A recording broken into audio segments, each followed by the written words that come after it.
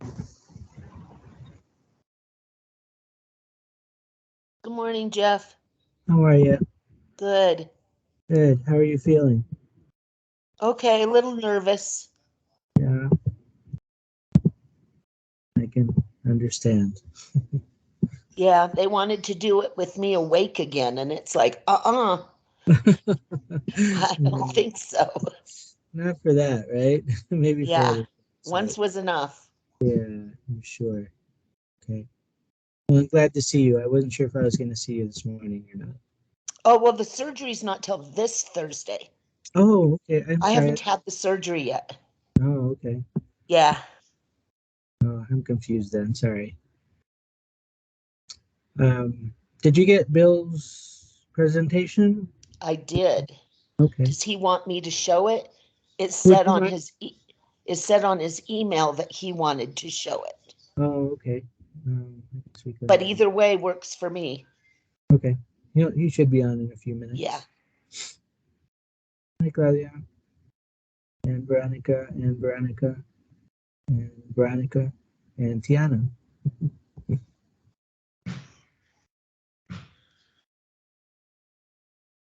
And there's my friend I Hilda. wonder Hey, why we Hilda. have Veronica 3 times, I don't know. That's 4 why. times. Yeah, that's why I said it so many times. That's funny.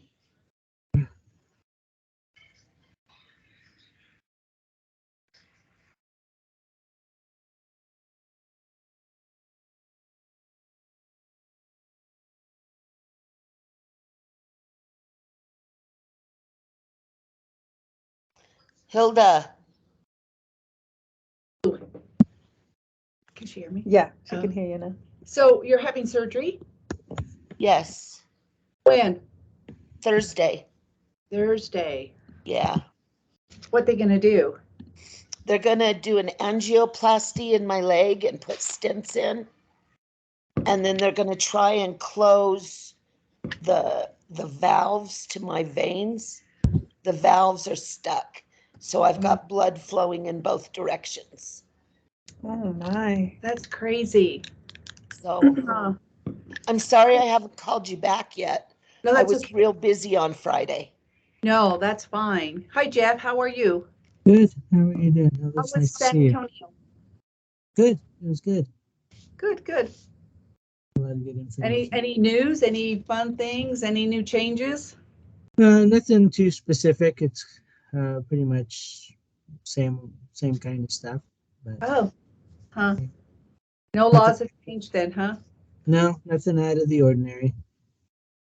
So are they expecting more of these new migrants to go out and about in our community to bring our numbers up? Did they say?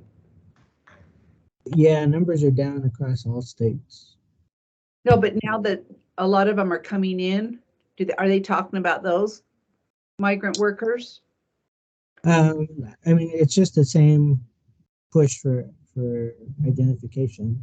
Mm. Nothing too out of the ordinary. Renee, what can we do to help you? We can go and party with you. Hey, Bill. That's about the Hey, only Jeff. thing you could come do. I see Hilda. Yes. Hi, I Bill. Just, I just see the top half of Renee's face. Hey, Denise. Hey, Denise. How are you? Oh, I can put your. Good. I got my mic on now. Oh, okay. Renee told us to go over and party with her now that she's sick, or now that she's off. Well, she's Wow. not very far, so I can even do that on my lunch break. Oh, there you go. Well, I'm going to work through drive Wednesday. Well, through Huh? Wednesday. Yeah, So I'm are going to you, work through Denise? Wednesday. For this week, I'm only taking Thursday, Friday off. Oh, okay. Okay. I don't know how this surgery is going to feel. Huh. Wow. Well, most surgeries don't feel very good, so. Yeah. I'm gonna have Claudia kind of run over my foot so I can be off because we're on spring break, but I have to work. So we're trying to plan on something that I can get injured. Not too Just bad. Not too Just- bad. Just Not don't too get bad. injured Just don't get injured for the next re-interview. So my grandkids were at down south, and they were riding motorcycles, and they said, come with us, come with us. And I said, yeah, I would. I says, but I would probably just, you know, be crazy enough to jump something and be in the hospital and break a leg, break a hip. Too old for that anymore. I had a bike. Yeah, I know how that feels.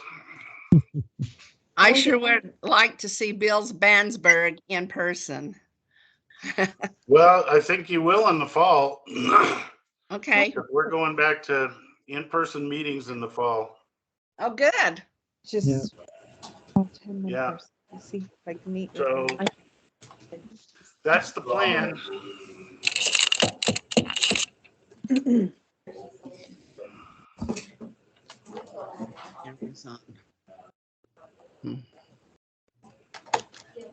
Renee, you can make me co-presenter, right? You don't need to be, everybody can present. Just Oh, hit wow. just hit your share button. All right. Gotcha. As you Jeff went somewhere. I don't know where.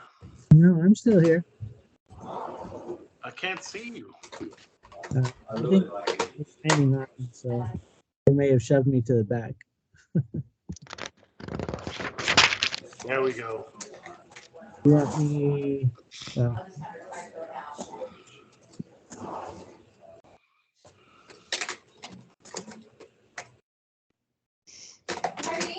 Yeah. Now, already said that she somehow stopped putting those wood blocks that we have extras at the ILSC for the. Sorry.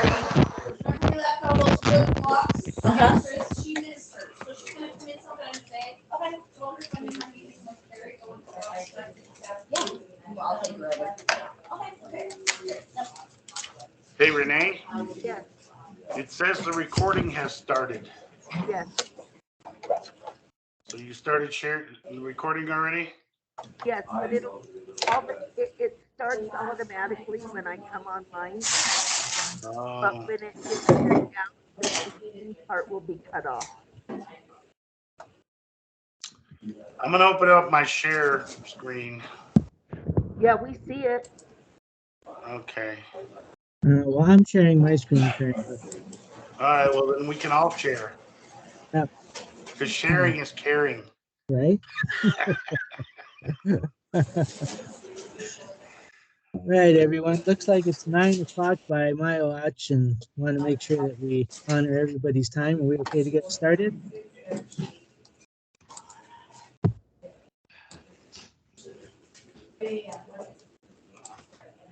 All right. If you could all mute the mic for me, please, that would be great. Have some mics that are still on out there. Awesome. Thank you. Well, good morning, everybody. For those of you that don't know who I am, and those of you that do, my name is still Jeff Ojeda, and I am the migrant special, or not special, but migrant education specialist at the state office. So thank you for meeting with us this morning. Sorry I'm a little slow, but we'll pick things up as we go. I do want to introduce just a couple more people. So first, I'll introduce my assistant, Renee Medina. For those of you that haven't met her, I don't know, Renee, can you show yourself? Yep, I just turned it off, but Okay, hi, everyone. great. And then the next person I wanted to introduce is Bill Bansberg, who will be speaking with us today as well. And he, for those of you that don't know, works with us in a couple of different capacities. And I'll let him explain that to you. Go ahead, Bill. I don't, can everybody see me? Yes, we got you. Okay, yeah, I'm not used to this system. Hi, everybody. I know most of you, or many of you, for many, many years.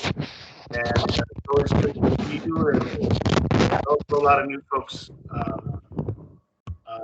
who I think are on board here in Utah. So we'll cover some territory we've been over before in some ways, but all of what we have to talk about today is new in important ways. Whenever you guys are ready, we'll go ahead and get to it. Jeff, do you have some more stuff you need to cover before we launch into it? Yeah, let me just get a few things out of the way so that everybody's aware of them.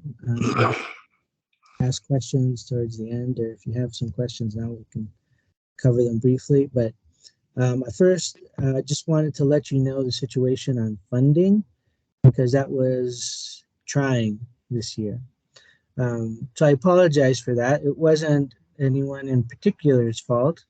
It turns out that the state, under our Utah grants agreement, has only a specific amount of grants that can be posted. And nobody had mentioned this to us from our finance office. Nobody had told us this until I started digging in even deeper this week and had one of the assistant superintendents get in touch with finance to try to figure out why you guys weren't getting your funding yet.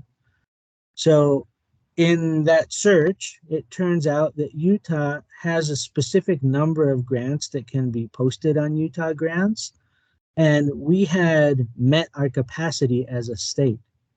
And so it required some additional work on our part to be able to host more grants. And it wasn't just an issue with Migrant, it was an issue with a whole host of other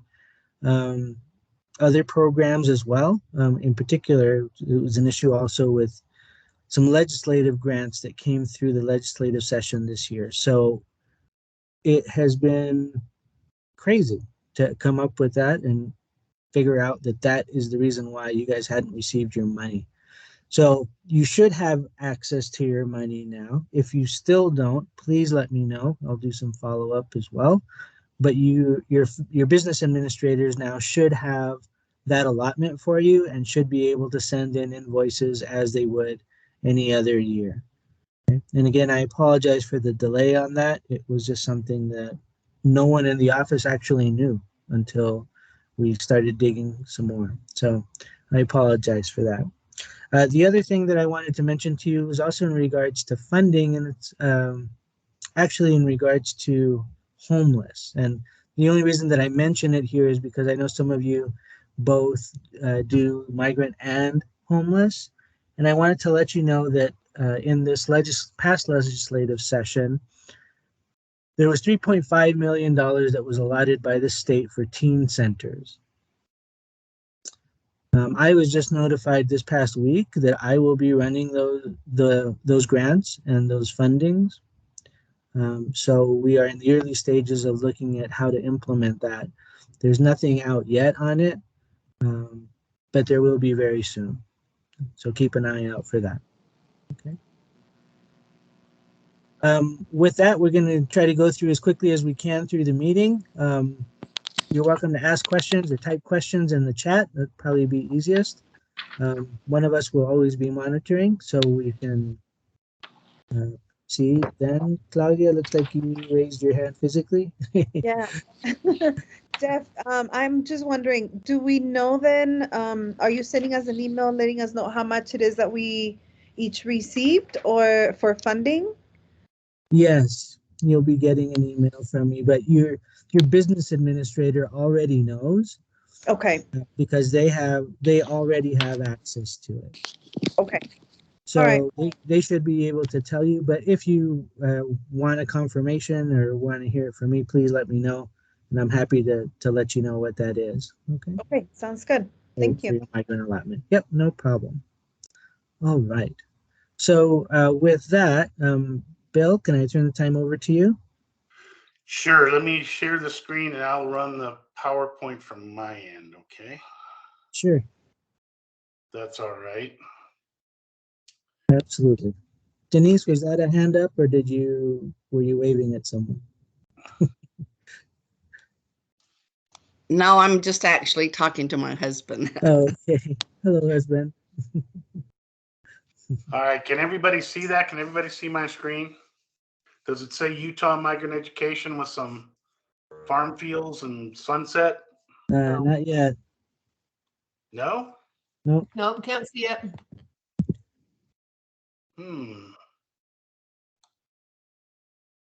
Okay, let's see. Share. Yeah, you want to click the share button, and then you should have a window open up, and then you can choose to show a window or the screen. Entire screen. All right, let's see. There Let's you go. see. Now it's switching. There we go. Let's see. There you go. All right, now can we see it? Yes. All right, are you hearing me clearly? Yes. Okay, good. Well, welcome everybody. I'm always glad to talk to folks in Utah. Worked with Utah for many, many years now, and so it's always good to have a meeting where we talk about, migrant education in Utah. So I am gonna, as Jeff said, I'm gonna go through this fairly quickly. Some of it will be a review, and so I don't want to belabor things, but some of the stuff does need to be covered, and so we'll kind of go through it. Open the app that's running in the browser now. Oh, okay. So try that. Oh, thank you, Yep, because it's you're really welcome. important. And okay, thank you. I think we need some mics muted. Okay, thank you. I don't know, Renee, can you mute everybody but me? I'm gonna take a look and see if I can. All right. Because we can hear people having conversations. Yeah.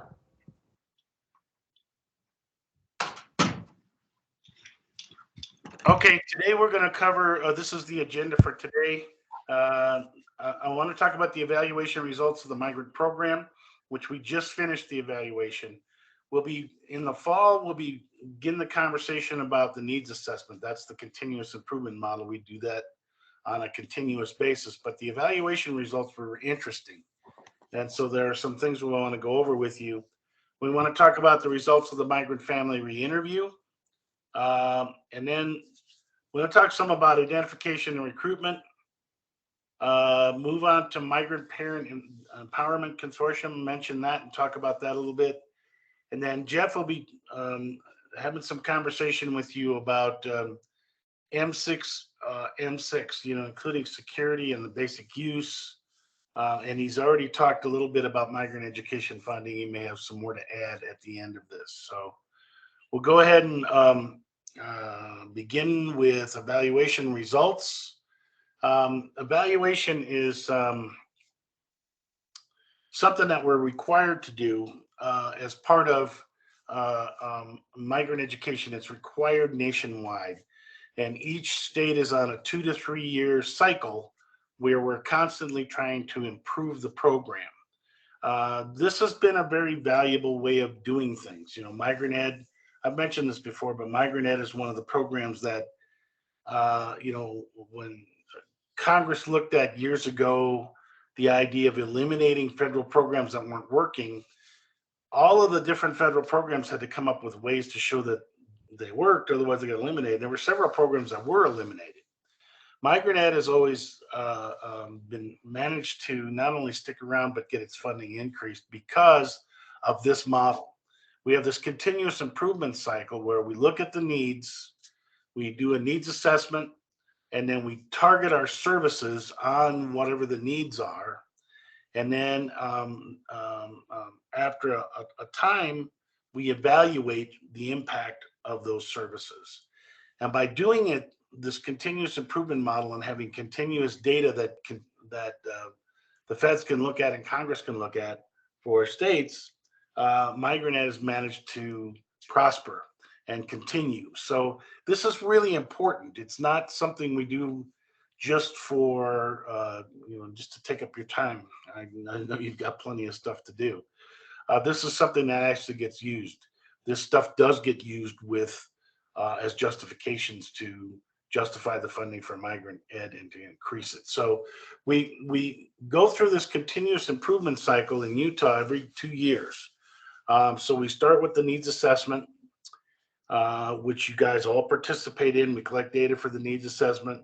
And then we, based on whatever needs we find, we write a service delivery plan.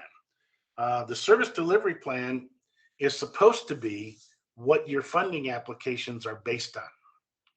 When you submit a funding application for migrant, it needs to reflect what's in the needs assessment and what's in the service delivery plan.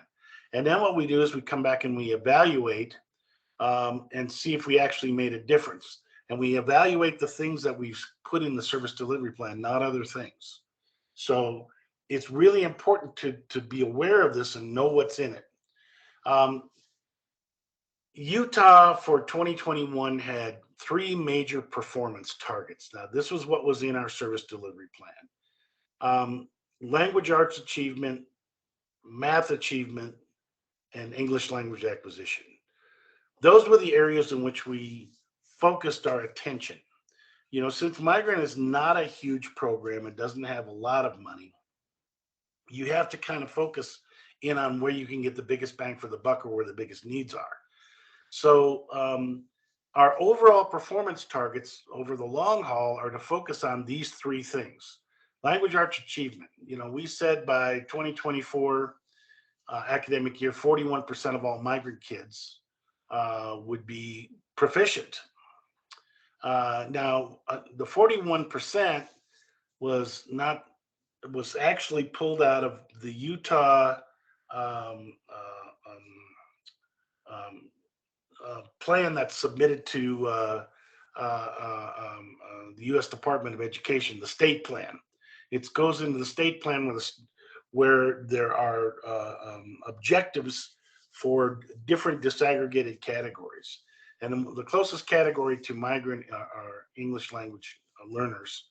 And so in the Utah plan, it said that 41% of EL students, and in this case, that would be migrant students, will be proficient by 2024. Now, I don't know how realistic that is, but that was the state's decision.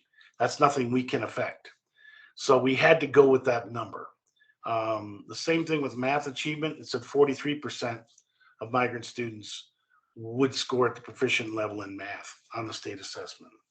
And finally, for English language acquisition, by 2024, 80% of all migrant students enrolled in the Utah migrant programs for at least 1 year will increase by at least 0.5 point on the access test each year towards English language fluency. Now, these numbers are nothing that, as I said, we picked up. This was in the ESSA plan, the Utah ESSA plan. So that's nothing we have a choice about. So that's where those numbers came from, just so you know. And so we're striving towards that. Those are the goals that we have by 2024. To get there, we need to put together what are called measurable outcomes. Those are the step-by-step. Those are the steps we need to take year by year to move towards those goals and those performance targets. So, you know, and our measurable outcomes have to reflect and build towards language arts proficiency, math proficiency, as well as English language acquisition. So in terms of measurable outcomes, we had a increased proficiency in reading comprehension, towards language arts proficiency, increased proficiency in vocabulary, grammar, and punctuation, as well as increased proficiency in writing. Those were the ones that related to language arts, and those were the ones that we found in our needs assessment to be the highest needs for migrant kids. For math, our focus was increasing proficiency in reasoning abstractly and quantifiably in math. That's basically problem solving. Increased proficiency in understanding repeated reasoning in math. And then the final one was increased proficiency in understanding patterns and structures, basically algebra readiness. So that was the measurable outcomes for math. That's what we found in the needs assessment when we did it the last time as the areas where we needed to focus our efforts in migrant ed. And so those are the 3 building blocks towards achieving that performance target in math. And then we had these measurable outcomes for EL students in 2020, 2021. Increased proficiency for EL students in vocabulary, comprehension, and writing. It was found when we did the needs assessment that English language learners had the biggest need in terms of needs in language arts in those areas, which also matched the rest of the migrant kids. But so there was a focus there. Also a focus on staff development, that staff would get training in ESL and how to work with kids who are English language learners. And then finally, in terms of the last measurable outcome related to EL, was that 80% of all migrant students would increase each year on the WIDA, or which is called the access test, by at least half a point. So we'll talk about exactly what happened there. And then finally, there was one last measurable outcome, which we had included in the needs assessment, and that was we needed to take a look at the social emotional needs of kids. And so one of the measurable outcomes that we included in the service delivery plan was to enhance parent involvement in the education of children, of their own kids. So these are the measurable outcomes that when we did the evaluation, we were looking at to measure, did we make any differences here? And this is what we have to report to the feds, okay? All right, let's take a look at the actual migrant program evaluation results, and we'll see what happened there. Okay, when we're looking at evaluation, we do both formative and summative evaluation. Are we moving towards achieving the performance targets, those big overarching targets, those 3 targets of language arts, math, and English language acquisition? Are we impacting student achievement? Are we moving towards meeting the measurable outcomes? And what is the extent of services that we provide, and what is the effectiveness? Those are the 3 things that the feds want to know. So when we look at our data collection sources, you guys used all these. I'm just going to go through them quickly. These were the forms that we used. We collected data for the evaluation based on demographics, which includes things like the PFS status, priority for service status, grade level, the English language proficiency levels. Those are kind of background. State assessment scores in language arts and math. Some were not available for 220 due to the pandemic, but that's actually shouldn't be in here. We actually got scores for most of the kids, for as many of the kids as could have taken them after a struggle with working with the IT department. But there weren't as many kids as normal took the state assessment, but we still had a significant number. So ignore that comment there. Teacher ratings in language arts and math. We do teacher ratings because we never have state assessment scores for all migrant kids. It just doesn't happen. Usually we're looking at about 50% of the kids who have state assessment scores. Migrant kids are mobile. They move around a lot, and state assessment scores are only given at certain grade levels. So you're never going to get 100% of the kids with state assessment scores. Doesn't happen. So you have to have some other kind of way of assessing performance. And so we use teacher ratings because there's something that we can use universally across all districts, and they have the same definition. We can't use other tests because districts use all kinds of tests. There'd be no way to calibrate those things. We can't use grades because grades are calculated in different ways. Some districts even have different grading systems.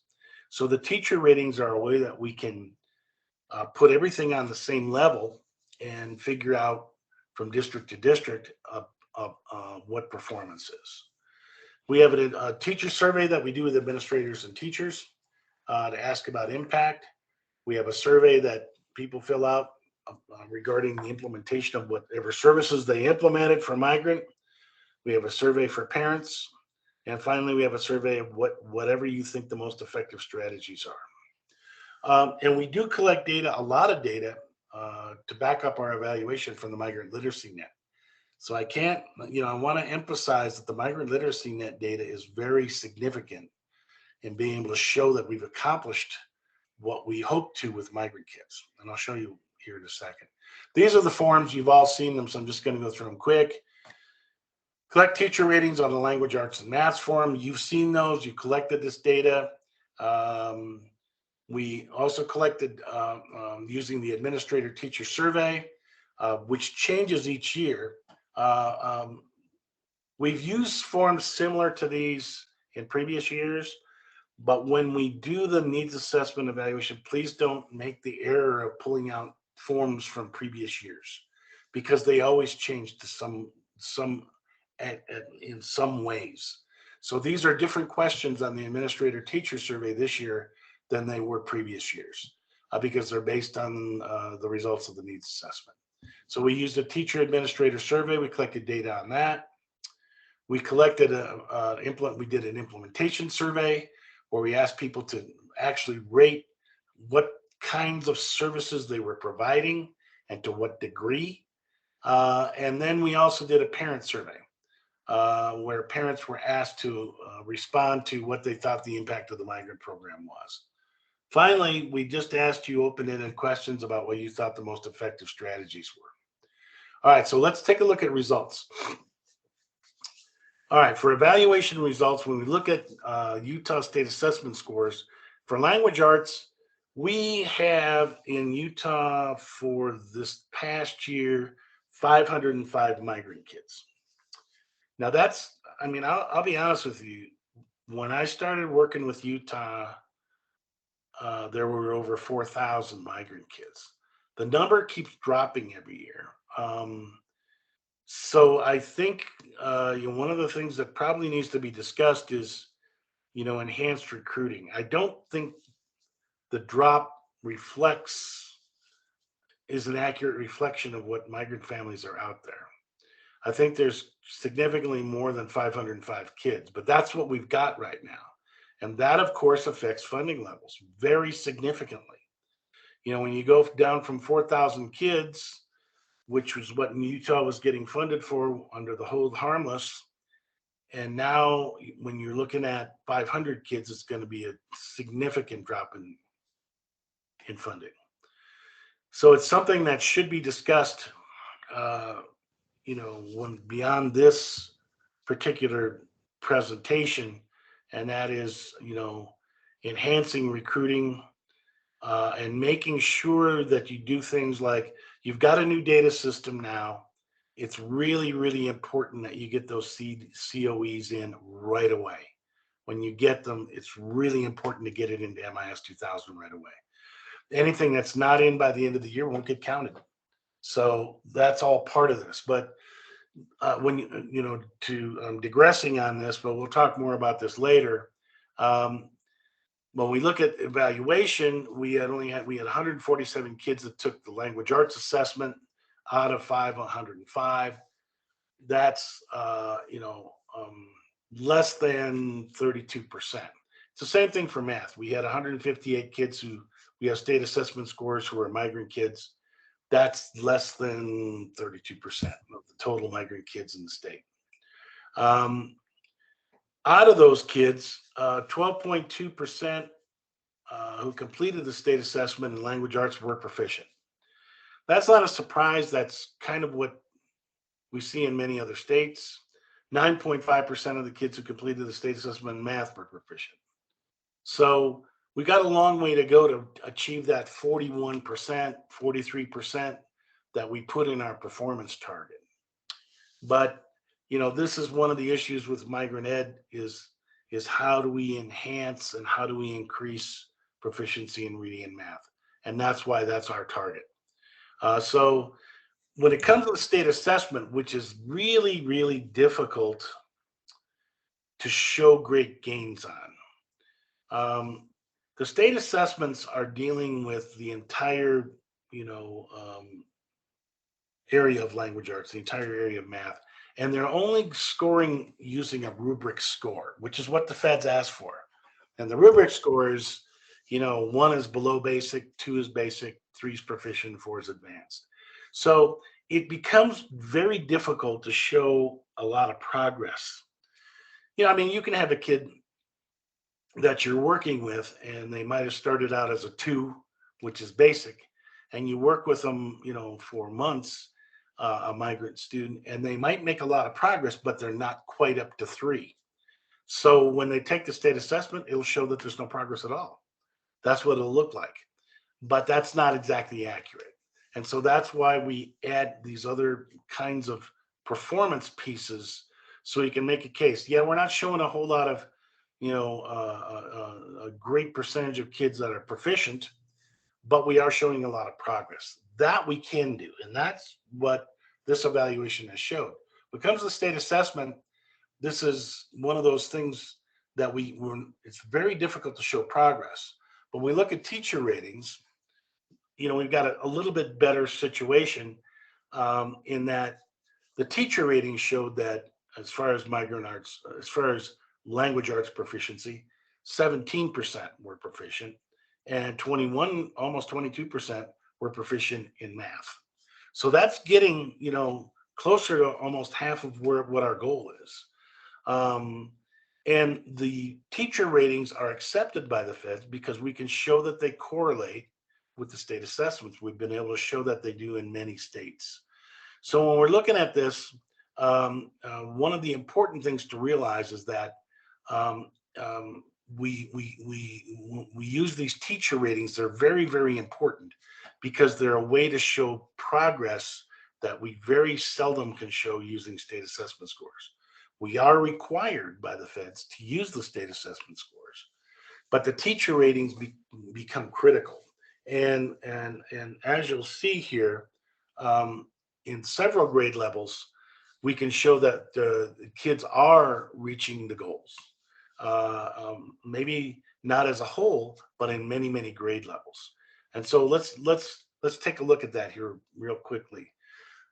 One of the other things I want to bring up and bring to your attention is that,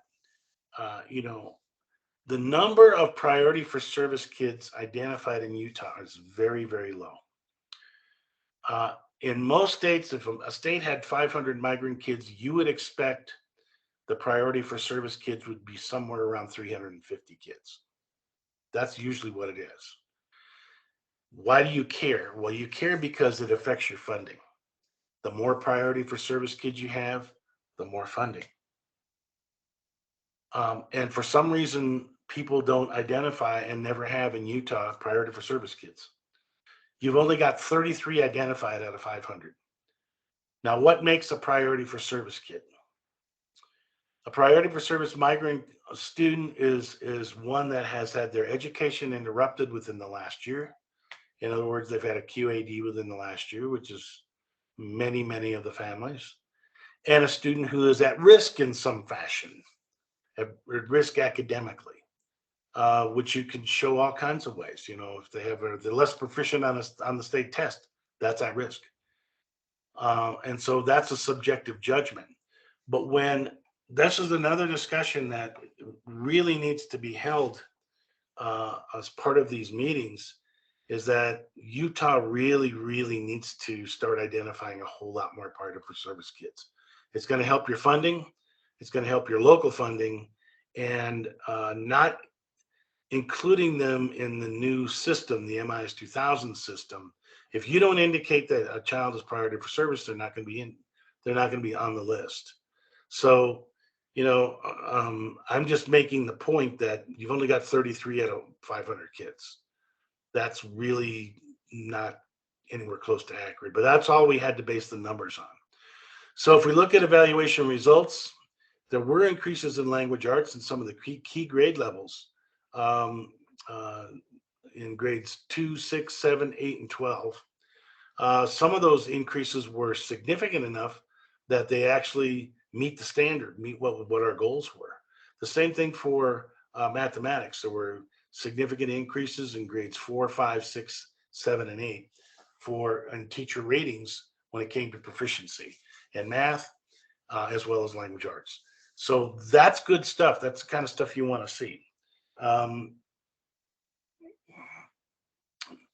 the There were 90 students that had teacher ratings for both 2021 and 2022.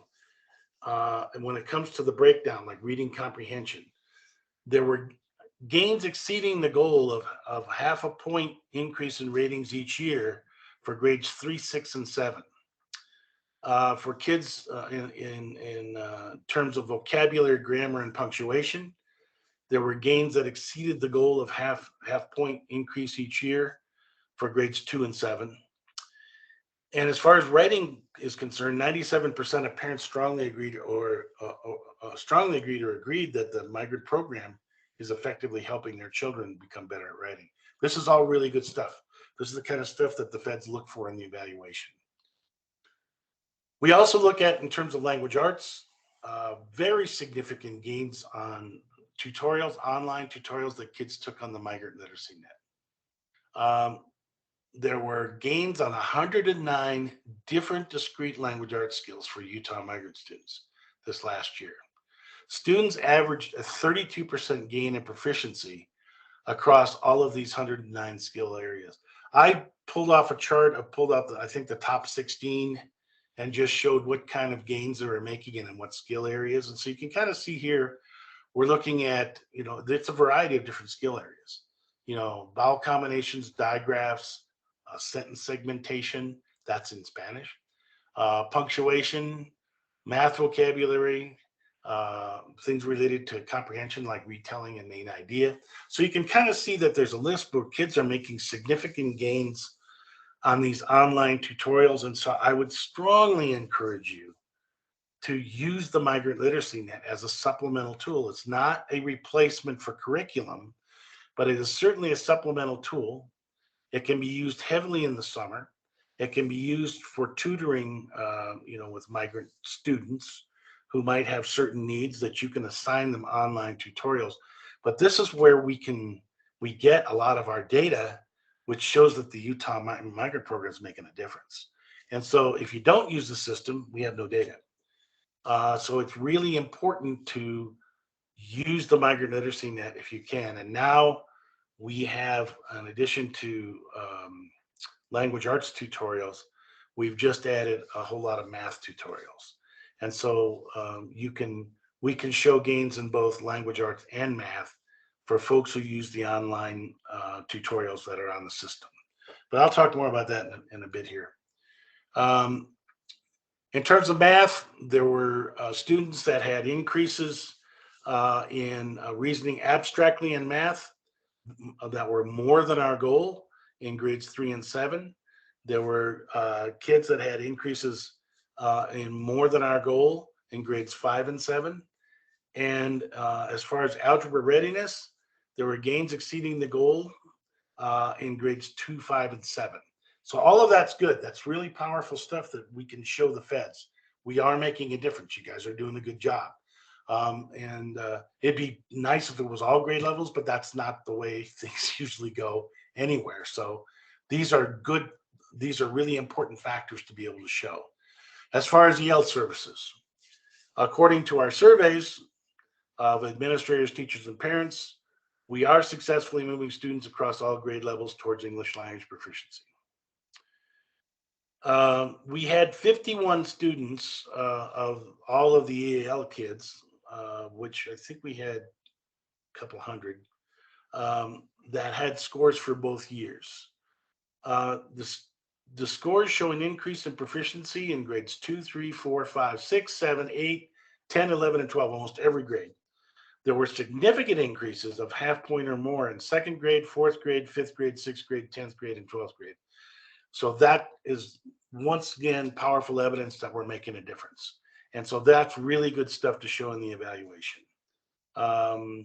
Teacher administrator survey indicated that 70% of administrators and teachers agreed that the Migrant program has been effective in providing staff development for effective ESL training. So for all of these things that we put in the evaluation, these things look really good. So that's something you guys can pat yourself on the back for. Teacher administrator survey also strongly agreed that the Migrant program has been effective in facilitating parent involvement.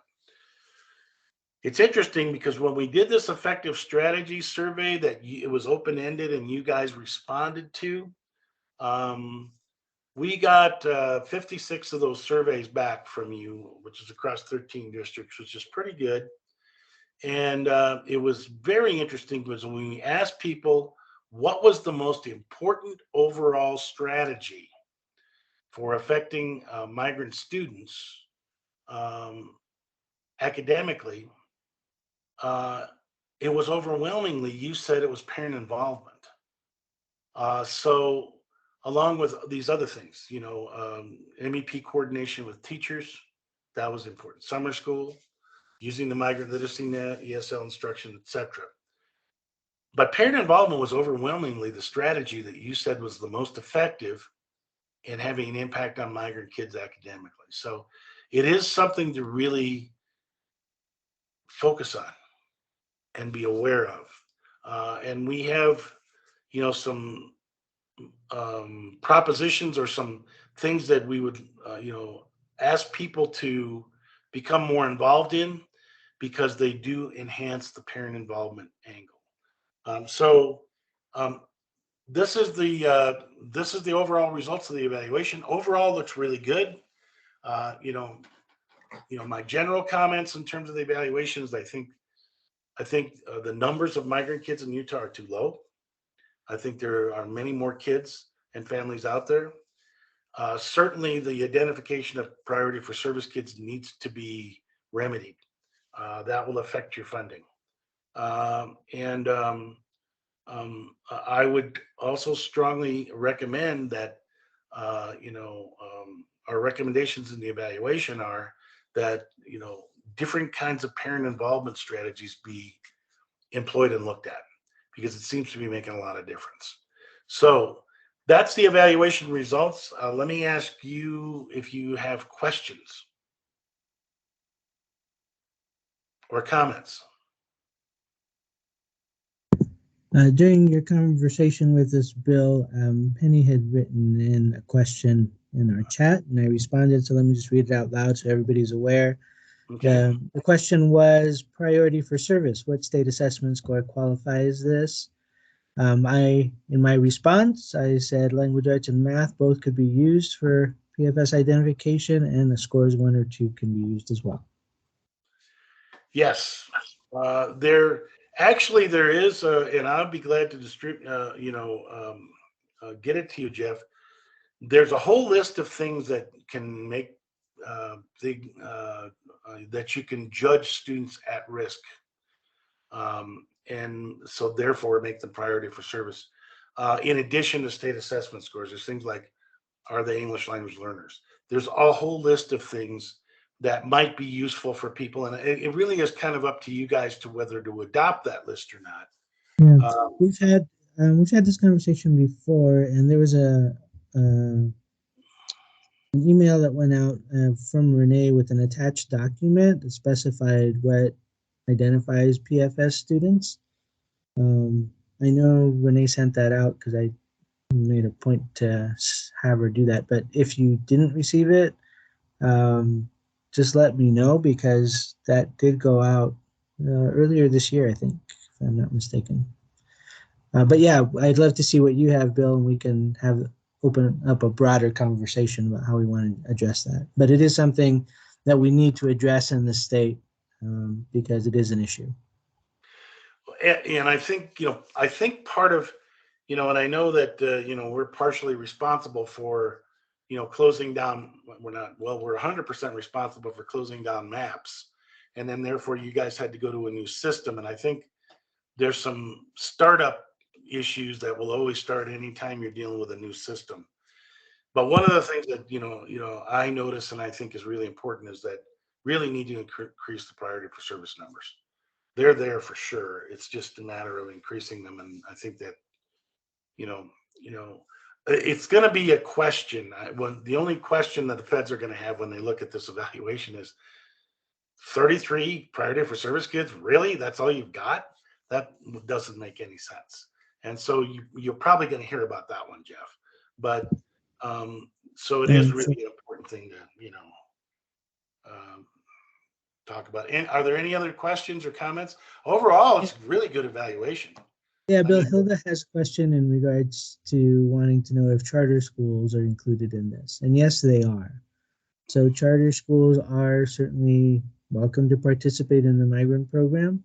There's nothing that keeps them from it. Charter schools are public schools. I know there's some confusion about whether they're public or private, but the reality is that charter schools are public schools and they meet the same requirements and services for kids that any LEA would. other questions or comments? Okay, like I said, I'll just sum it up. I think this is a real good evaluation. I think it's going to show well, just with a few things that might come back that they'll ask Jeff questions about. Let me talk about the Utah family re-interview, which was just completed. Actually, it was just completed last week. This is the migrant family re-interview is something that every state's required to do. And it's done for two different reasons. The first reason to do the re-interview, which is basically, we take a sample of families from every school, from every district that has a migrant program. And then we go interview those families to make sure that the families are eligible. That's the point of the re-interview. There was a point in time when there were many states who were out of compliance. And the feds came down like a ton of bricks on those states. They found that there were a lot of ineligible families, and there was many states that ended up having to pay back a lot of money. And so it became, really important to know, to make absolutely sure that all families were eligible. And there's two different kinds of re-interviews. There's what's called prospective and retrospective. The retrospective re-interview is the one that the feds look at, and you really don't want to have to find anybody ineligible if you can. If you find ineligible kids, then it can affect the state's funding, and it can also mean that the state has to pay back money. And that re-interview is once every 2 to 3 years. Usually every 3 years you do the retrospective re-interview, which the feds look at and make judgments as to your whole state program. The other 2 years we do what's called prospective re-interviews, which are to basically check for any issues.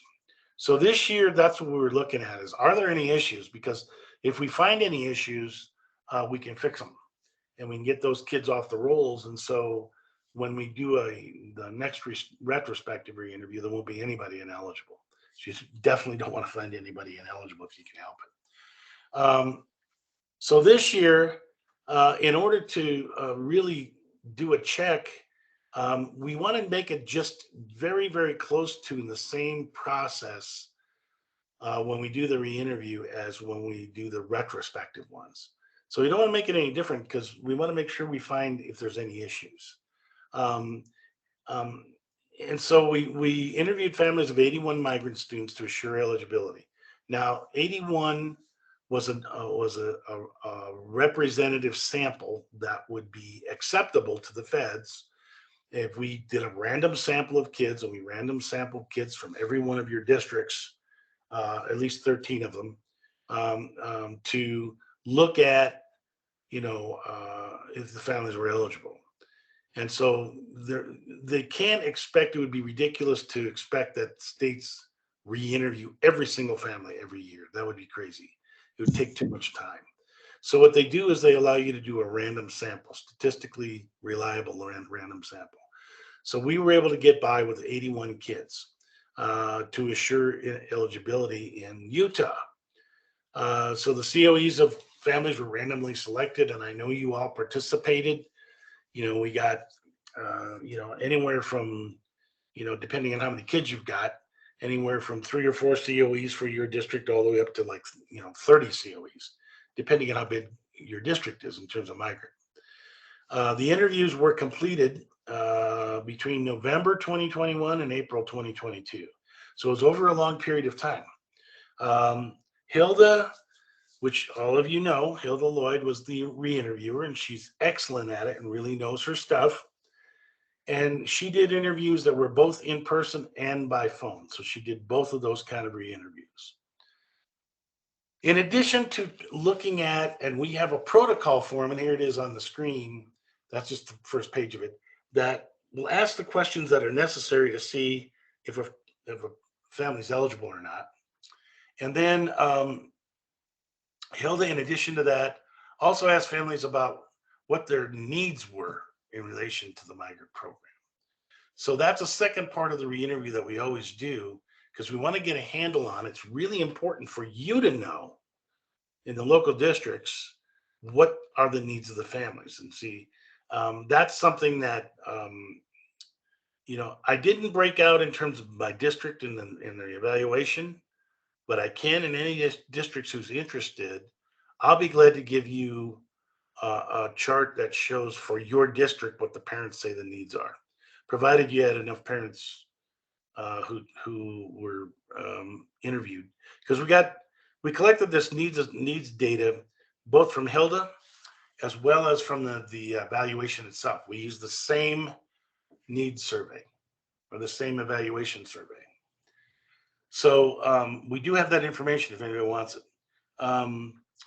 Families from Beaver, Box Elder, Cache, Logan, Millard, Nebo, North Sanpete, Ogden, Paiute, Provost, Sevier, South Sanpete, and Washington were interviewed. So we had 13 districts adding up to 81 kids. Here's the breakdown. So you can see how many families were interviewed by district, okay? And of course, there were several, families that weren't home, that weren't available. That's why when we want to do a re-interview for your district, if we want to re-interview, like in Beaver, we re-interviewed 8 families. We wanted to get at least 8 families. We have many more COEs because those families aren't all going to be available. So when we pull the random sample, we're not going to just pull 8 COEs for Beaver. We're going to pull like 20. So we make sure that if their family's not home, we make sure we get at least 8. So that's the breakdown. You can kind of see what that looks like. If anybody wants a copy of that report, Jeff has it. The great news is there were no ineligible students, and all of these families were eligible for services during 2021, 2022. So that's great news. That's what we look for. That's what we hope for. On the other hand, there is a definite need for expanded training for recruiters in both IDNR and providing advocacy for families. There are some things that were on margins. The families were eligible, but there were some things that could have been better as far as or more ideal. But nobody turned out to be ineligible, but additional training would really be beneficial. There are new MEP staff here in Utah who need training related to family and student eligibility as well as program requirements to meet family needs. One of the things that Hilda found, and we found in the needs assessment, is there's a lot of families out there who aren't, they were eligible, but they're not really sure the migrant program is doing anything for them. They haven't had much contact with anybody. Can't really say, well, I don't know what the migrant program is doing for me. So it's something that's really important to discuss. There is an identified need to provide families with services targeted to their needs in writing, reading, and math for their kids. That's out there. There's a need to enhance parent involvement for migrant families. It's another thing that we found. Hilda, maybe you could make a few comments here about some of the things that you found when you talked to families. Hi, everybody. Thank you so much for your help, and all the recruiters. I shout out to you. Got a big job out there, and you made it possible during COVID and the hours that you spent to contact the families. I think a lot of the recruiters ended up between 10 to 20 hours just trying to help me locate the families and rearrange it, and just a lot of things were happening. And I just want to tell everybody thank you for your hard work. When I talked to the families, a lot of them were concerned of the graduation, on how the kids were doing. They felt like they were not being contacted enough. And also, I just want to, I don't want to offend anybody, but when the COEs are done, I just don't want them to be shoved into a file and forgot about, because this program is designed to educate the kids as the best we can. We have 3 years, and in those 3 years that they haven't moved, we have to make sure that all those kids are having the best and that's being provided on the education, and also for the high schools that they can actually get more help. It could be on, let's say, college credits if they can, or some out of school where they can actually go get some kind of training. We just need to kind of really look into what our districts can provide for these kids, instead of it just being in the classroom, outside of the classroom. We need to contact the counselors, and I really would encourage every director to give the proper tools that they need for the recruiters to be able to meet that and to look into it and have them have the ability to go into the schools. And I would encourage them to notify every school to let them know who the recruiter is, so that they don't just show up and say, who are you? What are you here for? I just think there needs to be a lot of work. I'm not saying COVID didn't really help at all, but we need to get back into the basics of really what this program was designed to do, and that's to help these kids, because the parents work and their whole life is different and they depend on us. Do you think it's fair?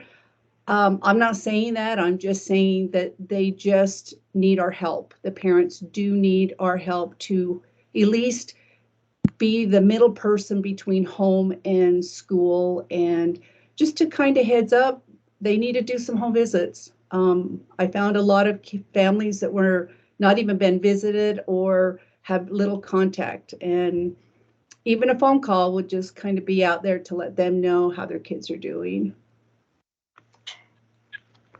Thank you, Hilda. I guess I'll give you, I'd like, appreciate if Jeff would step in too, but there's, the purpose of this program is not simply to recruit kids. It's not to get a COE and then that's it. That's no purpose at all. There's no reason for that. The purpose is to identify these families so we can do something with them. And, I've been in migrant ed well over 30 years, and there are 2 kinds of recruiters. There are recruiters that simply recruit families and take the COE and put it in the file, and that's it. The last family ever hears from them. They couldn't find the family if you asked them. And then there are recruiters, and that's the most of them, that are advocates for these families. And that's what I really think it should be. They are the ones that they're the ones, the recruiter's the one that the family knows. They're the ones that when they have an issue, they contact the recruiters in most cases, and so I personally see that the best way to do this is when you recruit a family, you stay in touch with them. You ask them what their needs are. Now, you as a recruiter may not be able to do a whole lot. You may not have the power or the authority, but you can certainly pass the information along. So I don't know, Jeff, could you step in and make comments here? Yeah, absolutely. It's critical that we understand that as part of the recruitment process, you become the family advocate and the intermediary between the family. We are talking about families that may have a lot of concerns in regards to being seen and being identified. And the only thing that will help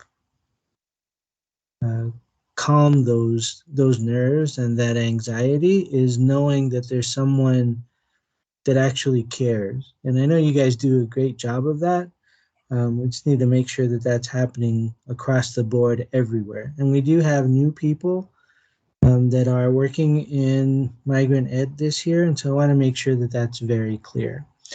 Penny had a question in regards to this, and then she also, Bill, had a question in regards to what we were talking about previously in regards to training. But Penny, do you want to turn your mic on and ask your question? You had your hand raised. Yep, I'd love to. Hi, Hilda, love you. Hi, Bill. Hi, Penny. Can you guys hear me okay? Yes. So Hilda, you just talked about proper tools. What proper tools are you seeing the need, or what proper tools would you recommend? And then on Bill's section, you had mentioned the teacher staff training in the needs assessment section, and just wanted to have you elaborate a little bit more on that one, please. Hilda, you want to go first?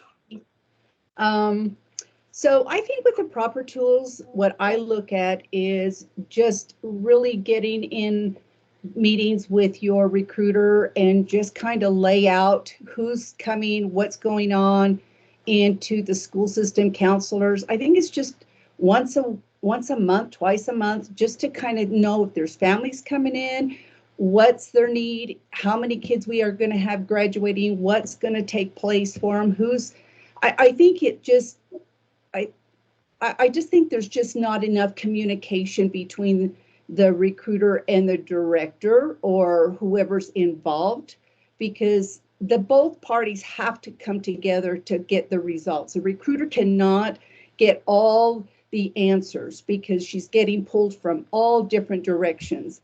And I think it's really important that the needs of the family is just as important as the needs of the school, because like Bill said, the families really depend because they are very limited with their language as well as their work schedule. I know we had to do a lot of these interviews during the evenings or on weekends, and some just wasn't able to do it. But we have to remember, with their livelihood, that's what it takes. I wish I could say it's a 9-to-5 job. It is not.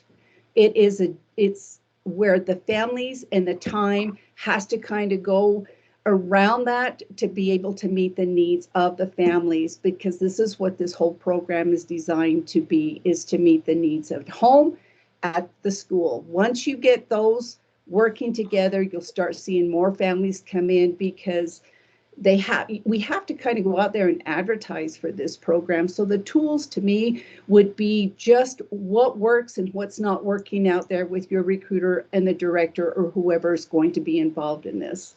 That's what I think is missing. Thanks, Hilda. Renee had a question or comment. I do. I've been sending out, and I cleared this with you, Jeff, those IDRC consortium webinars. There is so much good training. It's specifically for recruiters. And you can go back and watch any of them from past months too. But they have so much really great training on these webinars. Yes, I'll send that back out. Renee's correct. They absolutely do. Let me just add another piece here too, because Hilda brought this up. My comments, I don't want them to be construed as I think recruiters, this is all on the recruiter's head. The recruiters are getting pulled in all kinds of directions, and a lot of times they're not just recruiters, they're being asked to do all kinds of other jobs too. What I'm trying to say here is that whoever the local program director is needs to give the recruiter the space to do this and the time to do it. We need recruiters who are willing to be advocates for families, but they can't, if they're not given the time or they're not allowed to, they really can't. So this is kind of a partnership that has to happen between whoever the local program director is and whoever the recruiters are. I guess I would want to make sure we add that. I think there are a lot of recruiters out there that have the best of intentions, but they may not have the time or be allowed to. So, my hope is that they will be allowed to, and spend some time, visit these families, get to know them, get to know their needs, and at least they can pass those needs on to the local program director, and then some decisions can be made as to what you can do about it from that point. Penny had a second question. Penny, could you ask that question again? I wasn't sure what the question. I wasn't sure what it was. Yep. So in the needs assessment section, you had mentioned something about teacher, staff, training, development, that kind of thing. We have teachers that we try here to update them on the program, let them know what we're all about, what the kids need, that kind of thing. But you had mentioned training. Is there something that you have that we could use that would help us not overwhelm the teachers with one more thing, but something that they can incorporate because they want to help these kids? Yes. We're just trying to figure out the best way to have that happen. Yes, we absolutely do. And we could set up a training for like using all the resources that we have to, that are available to help migrant kids. And that's something I'd be glad to do. Well, I do realize, one of the weird things about migrant ed, I guess it's not weird, it's just the way it is. Since we're not a huge program, it's not like even the local program directors, unless you happen to be the director of federal programs, or even then, you can't really go and tell the teachers in your district, we're having a training and you're going to participate. It doesn't, it's up to the principals and the superintendent and everybody else. We can hold a training and we can hope that teachers who work with migrant kids will participate. If you're employing them for the summer program, you can insist they participate. I will be glad to offer some training, to all the resources we have and the things that you can do with migrant kids. And so that would be no issue at all, and we've done it for many states. If you guys have the ability to get some teachers to participate in it, that'd be great. But we could do that virtually, or I'm really hoping in the fall we can have a full-blown back to the way we used to have migrant meetings, when everybody would come into Salt Lake and we would have a big meeting, but we could do the trainings virtually too. So I don't know if that's helpful or that sounds helpful or not, but. Yes, thank you. That sounds great. I've already started an email draft to you of things that we need down here. Okay. And I look forward to the live meetings again. Those are so much better to me, more interactive. I agree. I totally agree as well. And we actually had questions about whether this meeting would be in person or not. And obviously it didn't work out, but we will be hosting from now on live meetings at the USB office, or if you guys want to offer up some space, we can do it in your areas as well. Just because it might be good for other recruiters to see, what your local area is like. And so we can certainly look at that as well. But if you want to offer up some space or would like to host us, please let me know. But otherwise, then we'll just have them at USBE. But I do think it's important that you guys, first of all, know each other and have that relationship, because oftentimes you guys are best supports for each other, but also because I want to build a community, and you guys do great work, and you need to be able to share that and let other people see what you're doing as well, and look at the area that you're in, because I know some of you guys have some real significant challenges. So I definitely want to do that as we move forward. I couldn't agree with Jeff more. One of the things that makes, the pandemic has really done damage in a lot of ways. And one of the things that has always made migrant ed work really well in a state is if the migrant programs are all kind of like a family.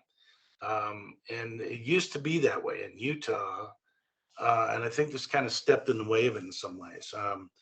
But the better you know each other, the better you can rely on each other, the more conversations you have together as a group, the better this program is. because people pick up from each other, well, this is what you can do, and this is how you can get around that issue, and this is how you can do whatever. But I think that Jeff is right, that the sooner we get back to, in-person meetings, the better. Are there any other questions on the re-interview? Once again, it looks good.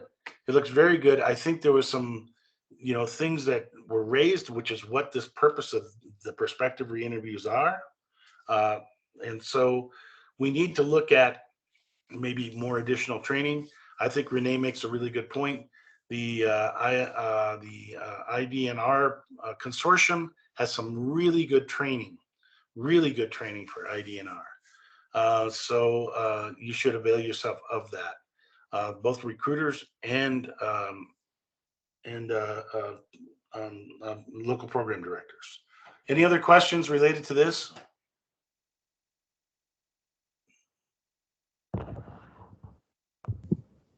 So I've just posted a quick survey, so we get word of mouth on whether you would like to participate in the training that Bill just mentioned.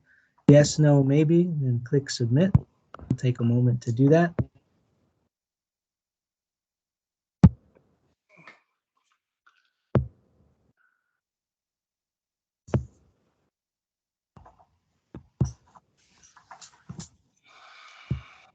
Just mark mine as 20 votes, Bill. Okay. So Bill, I'm showing a 100% participation and 100% saying yes, they want to participate in your training. So let's make sure that we get that squared away, you and I. Maybe we can look at a couple dates after this meeting, and then we can let everybody know soon. That sounds great. We'll absolutely do it. Cool.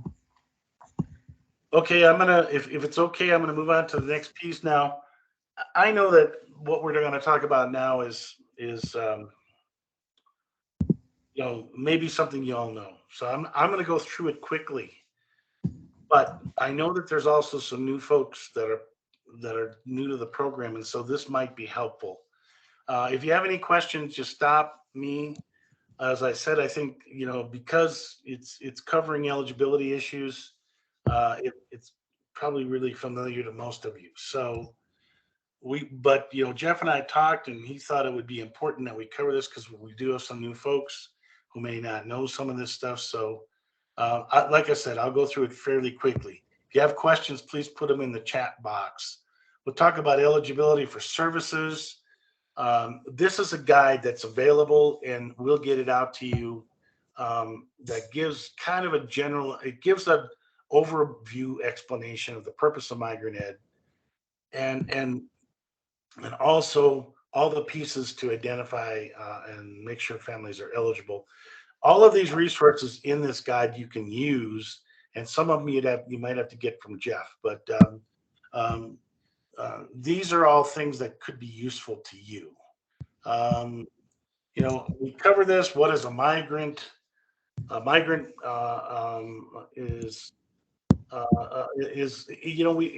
kind of look at it in an odd way, because you interview the family, and the worker, the focus in the family are the things that make the family eligible, but the focus of the program is really on the child.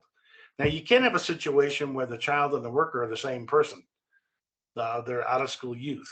That's less likely. The most common situation is you've got a family that moves around. Now, the term migrant has a different meaning these days to a lot of people. When you say migrant, they're thinking somebody who is, trying to come into this country from another country. A migrant for us is someone who follows the crops. They're migratory in terms that they follow the different seasons and the different crops. Family, and it has to be agricultural. That's what makes migrant. That's why the program was started, because we needed people who would go and pick, the strawberries when they were ready. But that's not a year-round job. And so when the strawberries got picked, they move on to picking, beets somewhere else, or working with dairy cattle. These are all jobs that are not permanent. And so you need people and families that are willing to travel around the country with the seasons to do this kind of labor. And so when the kids are constant, and if you've got that, you've got kids constantly being pulled out of school. They move from one school to another school to another school. And so that's where the whole migrant program started from, and that's started way back in 1967. That was the whole idea, that there are a lot of these kids out there who are missing all kinds of, foundational skills because they're moving around all over the place to deal with the crops. So who is a migrant? Well, it starts, from the term migratory agricultural worker.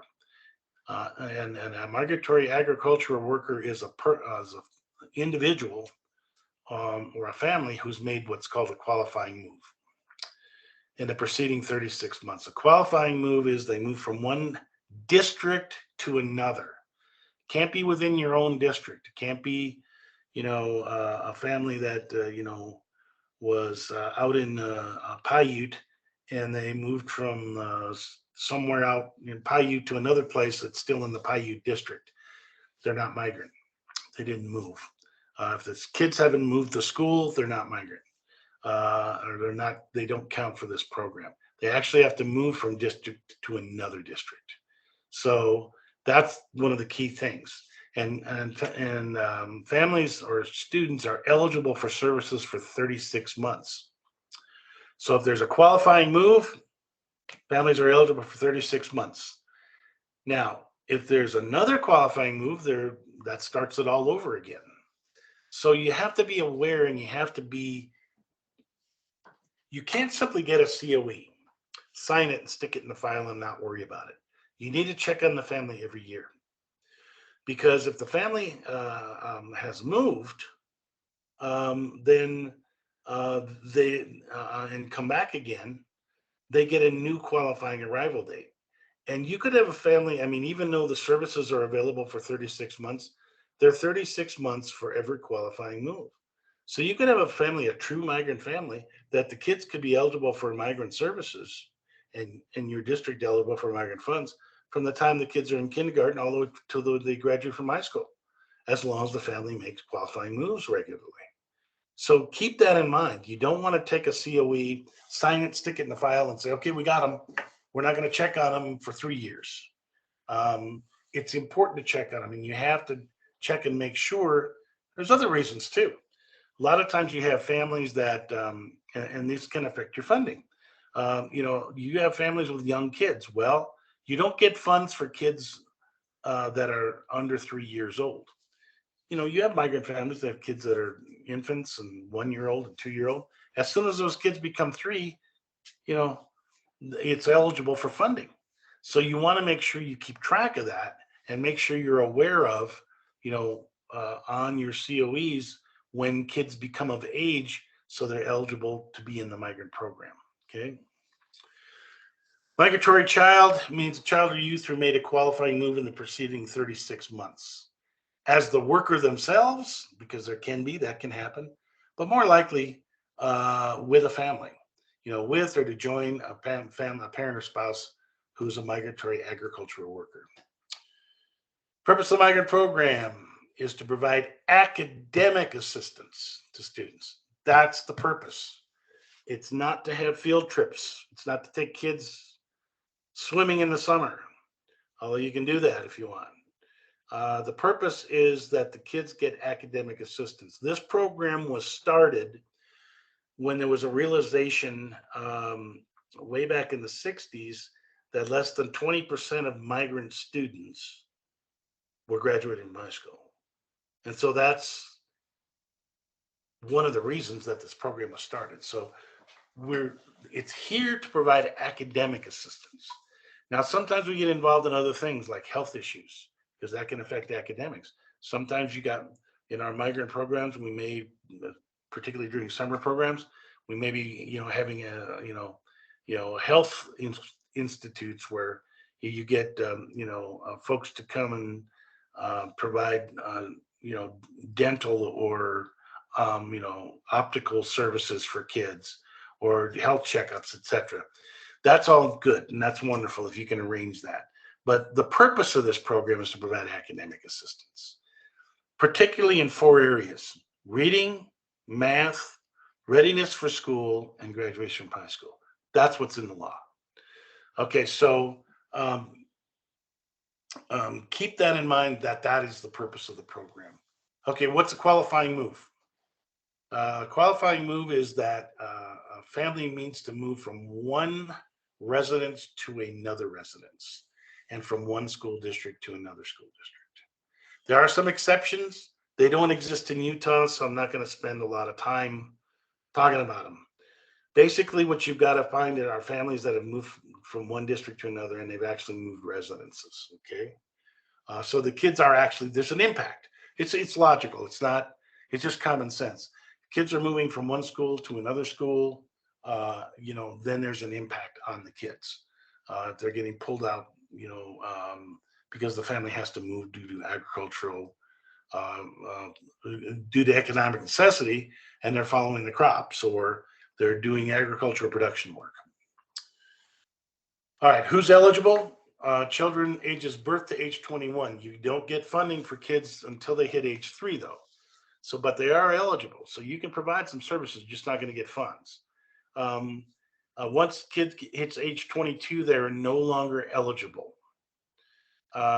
Who's eligible? Those who have moved, who are agricultural workers or migratory fishers. We don't have migratory fishers in Utah, I don't think. It's possible if you have somebody working at the fish farm, but migratory fishers are common like in states like Hawaii, but not so much in Utah. It's more going to be agriculture, and it's going to be agriculture in terms of like seasonal crops that grow, or agricultural production like cattle and things like that. Yeah, we do not have any fishers in Utah. Okay, no fishers. I mean, you can go, that are We doing have it for. we have some fisheries, but not anybody that's in the migrant program from fishing. Okay, all right.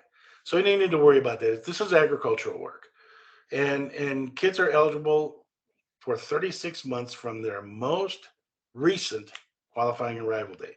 Can't emphasize that enough. Families actually move, they're truly migrant. They should get new QADs all the time.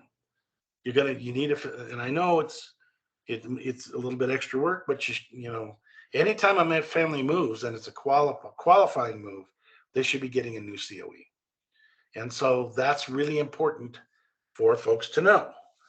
So when you qualify a family, you got to keep in touch with them. That's another reason. You've got to know what's going on with that family. And the longer that they qualify, the more money the district gets for the family. So keep that in mind too. All right, important notice. Please do not enter any student into the Utah state data system. Utah's got STARS, right? Is it STARS? Is that the data system? No, every LEA has a different one. So there's no specific student information system is what Bill is referring to here. Well, there's a state system, right? State data system? Oh, yes. The state data system is different, though. Okay, the Utah state data system has a place in it, where you can check if kids are migrant. And I'm not talking about MIS 2000 now. I'm talking about the Utah state data. You should never check that without approval or confirmation from the state, from Jeff. Well, let me just clarify or just state it right now. No one looks at those numbers. So you can tag as many kids as you want, but nobody looks at those numbers because the certificate of eligibility is required for each student and each family. So without that, students are not counted. Yes, I think that's a good point, Jeff. If nobody's looking, you can, on every state, this has always been a major problem, every state, not just Utah, because who's ever enrolling a family in the school will, has the option in every state data system to check whether the kids are migrant or not. Well, you've got, people enrolling families in school, they don't have a clue whether they're migrant. They don't know the first thing about eligibility. They're making an estimate, or a guess based on whatever, some thought that they have. But none of those numbers are accurate. And that used to create major problems in states, because what the state had in the data system, they might have 5,000 migrants in the state data system, whereas in actual COEs, there's only, 1,000 actual kids who are migrants. So what really counts is the COE. That's the point. Migrant's a legal term which requires a student meet specific criteria for eligibility under ESSA, and migrant student status is directly tied to federal funding. All right, these are some things that might be useful for you that Jeff has, and that we set up for Utah. These are things that might be a good idea if you're the local program director, if you can talk your principals into keeping, when families come in for enrollment purposes. If this is a way to find new kids. These are surveys that we have, one in English and one in Spanish, that basically anytime a family comes to enroll in the school, there's only 2 questions that have to be asked. In the past 3 years, has anyone in your household worked with these products, and in their check boxes show all the different kinds of farm and agricultural pieces. Did you actually move from district to district? So those 2 questions, can indicate new families. And this might be something guys might want to consider. If every school uses this as part of their enrollment packet, so you're just trying to get finding out who moved from one district to another and who's working agriculture, you've given your recruiters a lot of leads towards new families. So the parent employment surveys, can be very, very worthwhile. And so if you're the local program director, you might think about using this, because it's something that can help identify new families for your district. More families you get, the more migrant funding you're going to get, the more you can do. We also have another document that you can get and from Jeff, and this is just kind of a flyer that would go to families when they come to enroll in school. For families that work in agriculture and livestock, if your family has moved to follow the crops, maybe you're eligible for migrant education. We can look at that. So it's another way to entice or get more families, which, as I said earlier, I think is a need. It's something that should be done. So as a local program director, if you could now, if you have a good enough relationship with principals, or you can get the superintendent to agree, you can add these documents to enrollment packets so families can see, and you might get more families in your migrant program this way. We also have another flyer that everybody can have, and that's the talks about the Migrant Literacy Net, and this is both English and Spanish, and something that can be given also in enrollment packets. If you think a family is migrant, that the Migrant Literacy Net has a lot of resources for kids, specifically designed for migrant kids. So these are flyers that can be given to parents whenever and however is appropriate. But those are all available through the state from Jeff. Okay. Let me talk about the COE real quick. You guys know what these are. Certificate of eligibility has to be filled out for each family. It's something that must be completed and signed by both the family and the recruiter and also the state director. There's also a place for, I believe, on most COEs for the local director to sign. This is a document that basically says this is the family's eligible. This is the document that you use to put into MIS 2000. This is where you get your migrant kids from. Everybody has to have assigned one of these.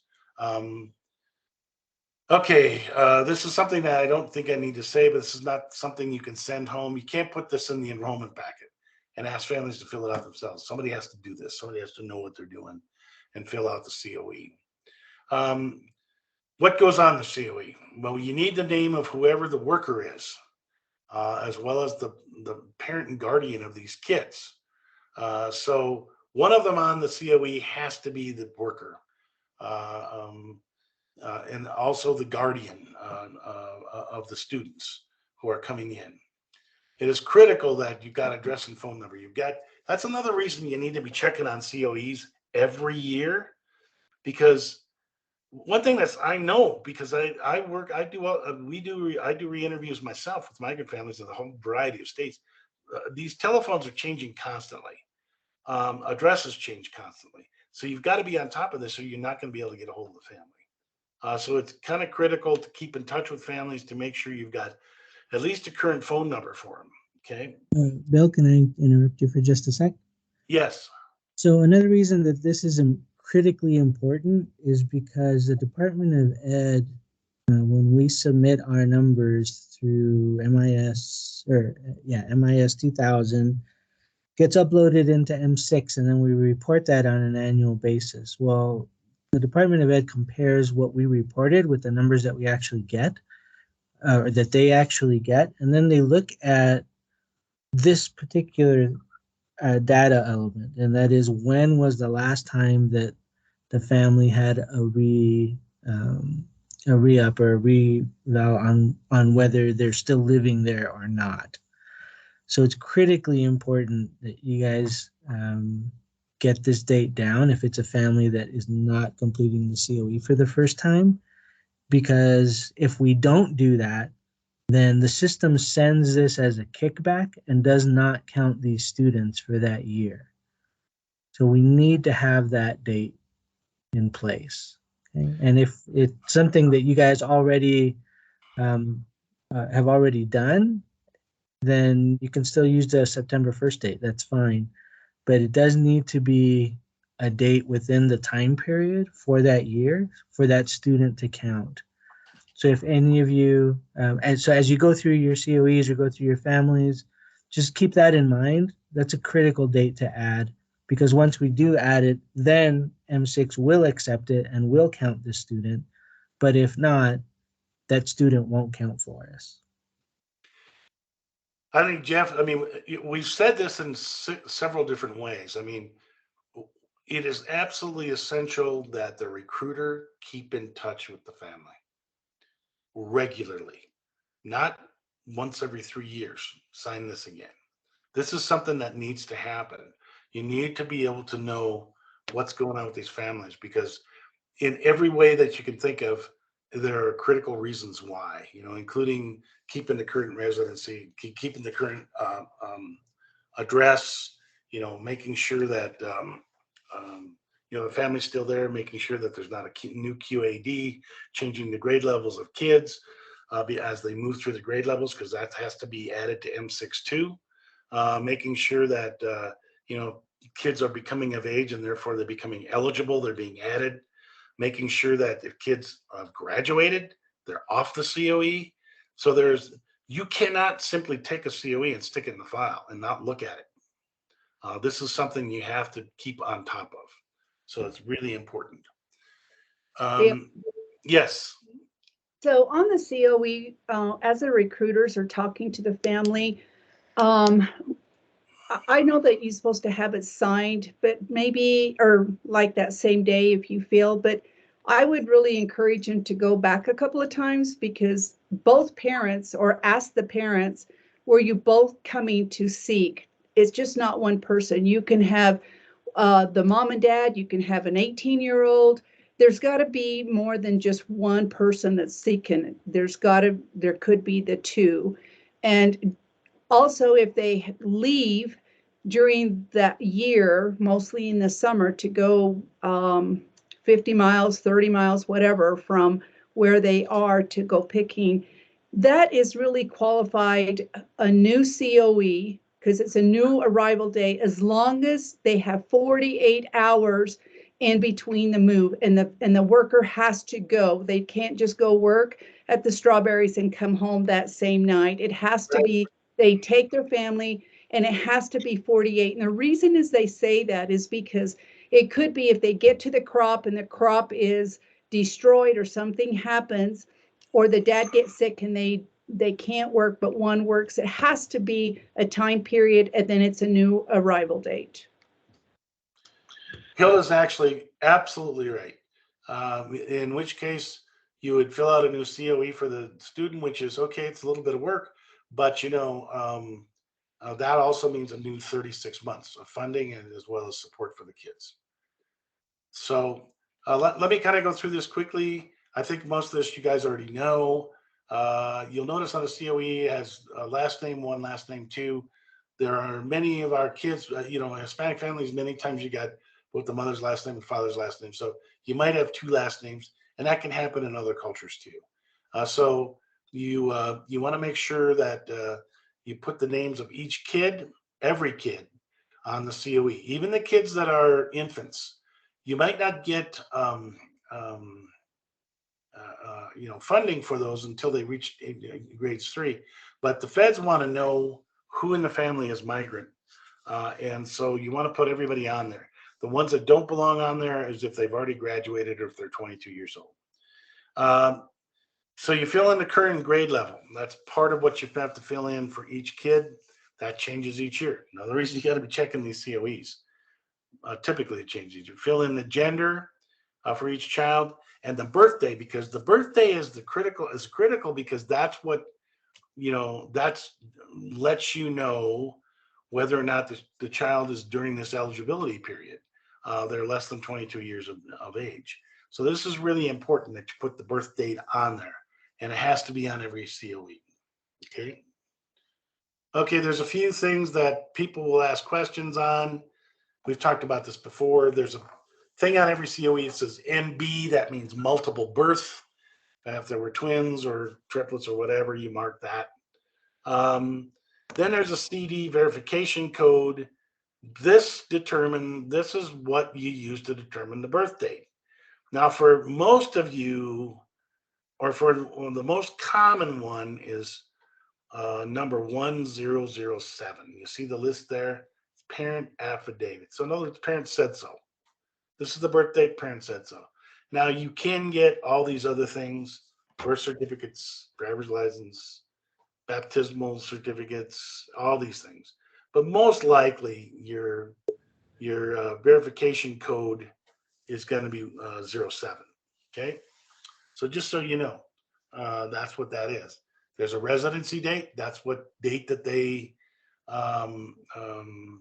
took up residency. And as Jeff mentioned, this needs to change every year. It needs to be a current residency date, at least after September 1st. The migrant year is September 1st of one year to August 31st of another year. That's the project year.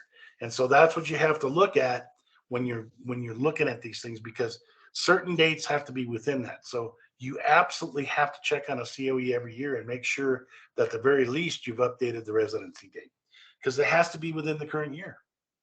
That doesn't necessarily mean the family moved, but you have to have a current date on there, because otherwise they won't count. All right, we've already talked about the residency date. Record the date that the children entered the present school district, and each year it needs to be updated. So it's within the current program year. All right, completing the COE. I think most of you know this. I think this is where Renee's comment could come into play. What the IDRC consortium, which is the IDNR consortium, does is talk an awful lot about what makes a family eligible or not. And they run all kinds of scenarios. So if your recruiter becomes really valuable to attend their sessions, they come up with, probably 90% of the time or more, family eligibility is going to be kind of typical. There are these unusual, weird situations that develop that you might say, well, I'm not sure if they're eligible or not. That's what the IDRC workshops are good for. Most of the time, it's kind of a straight ahead kind of thing. The child moved, with the worker and to become, and the worker was employed in some kind of agricultural job. That's the typical thing. The qualifying arrival date is the date that both the child and the worker completed the move. Sometimes the worker comes first and then the child will join them. Okay. The date, the QAD is the date that they both got together. Okay. So that's the date you want to put on the COE. What's qualifying work? Well, there's a whole list, but it's work in agricultural fishing, and there's two different kinds.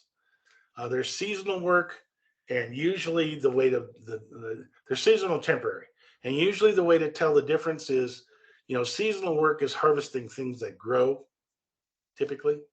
Temporary work is usually working with livestock, and so it's not so much seasonal as it's temporary. And temporary does mean temporary. It's, in other words, somebody's got a big dairy cattle outfit and they're hiring you for 3 months to come in and provide feed to the cattle or whatever it happens to be. But it's not a permanent job. It's a temporary job. Okay. So it's either seasonal or temporary. And if you're not sure, call Jeff and ask him, is this a qualifying job? There's all kinds of lists of what's agricultural. Sometimes it gets tricky to know, is this exactly an agricultural job or not? That's why, if you're not sure, call Jeff and ask him. Part 4 of the COE is where you kind of give some explanation as to what the work is. That's what most people use it for. You can add other things there too, but you need to be specific. You don't want to say, workers doing farm work. Well, what kind of farm work? It's got to be specific, because they have to know it's actual work that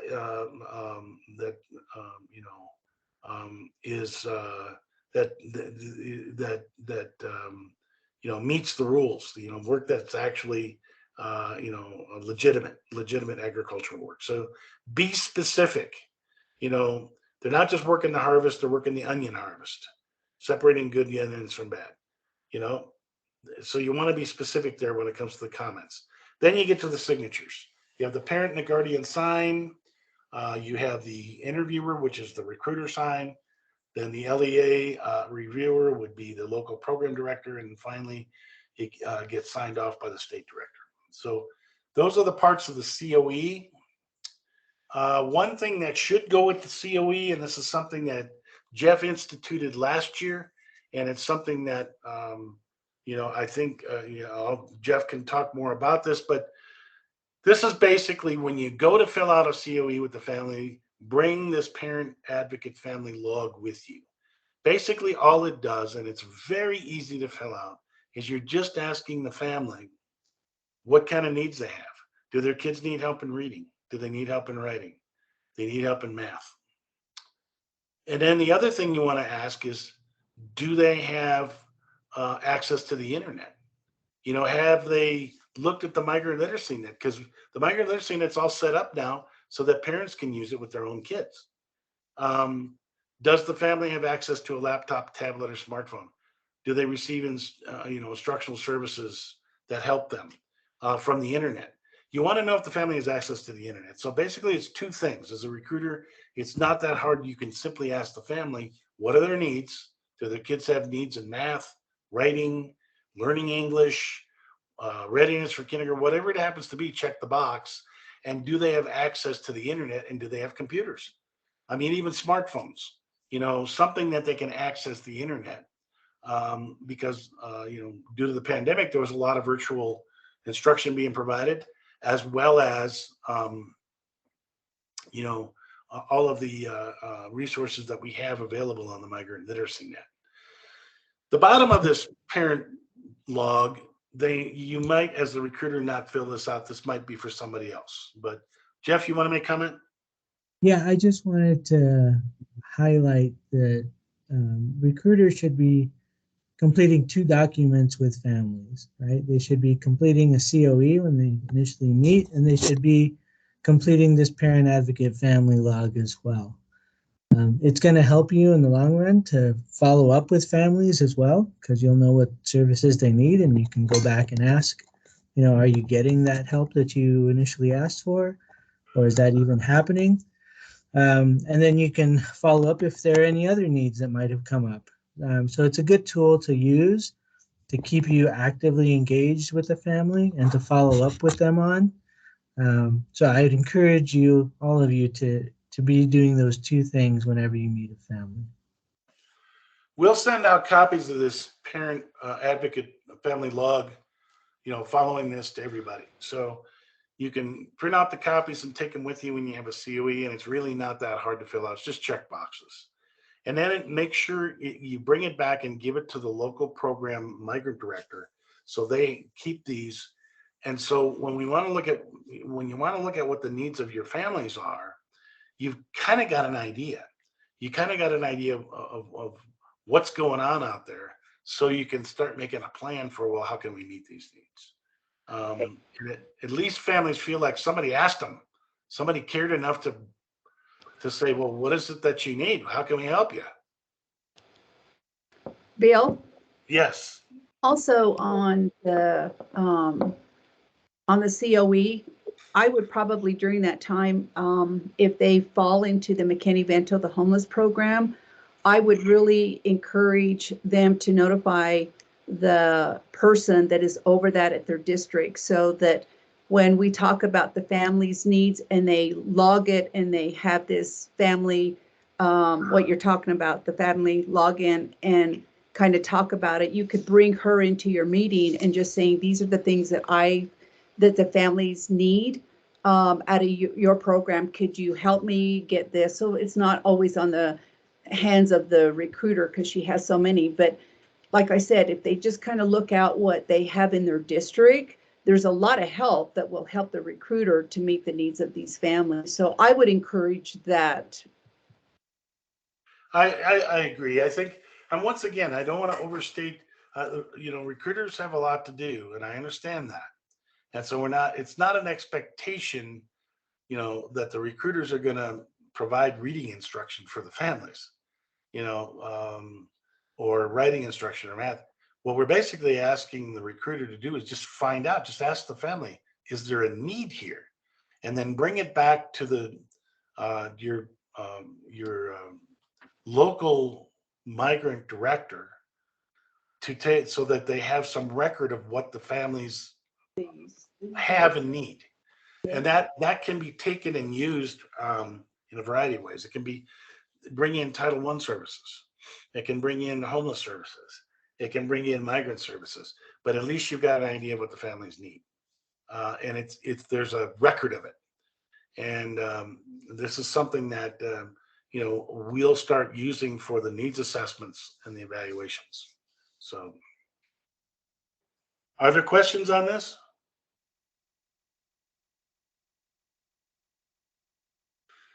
Just a few comments. Hilda already mentioned this. Going away for Christmas and returning is not a qualifying move. It is possible that families can leave, go back down to Mexico or wherever, and work while they're there and then come back. But a Christmas vacation is not a qualifying move.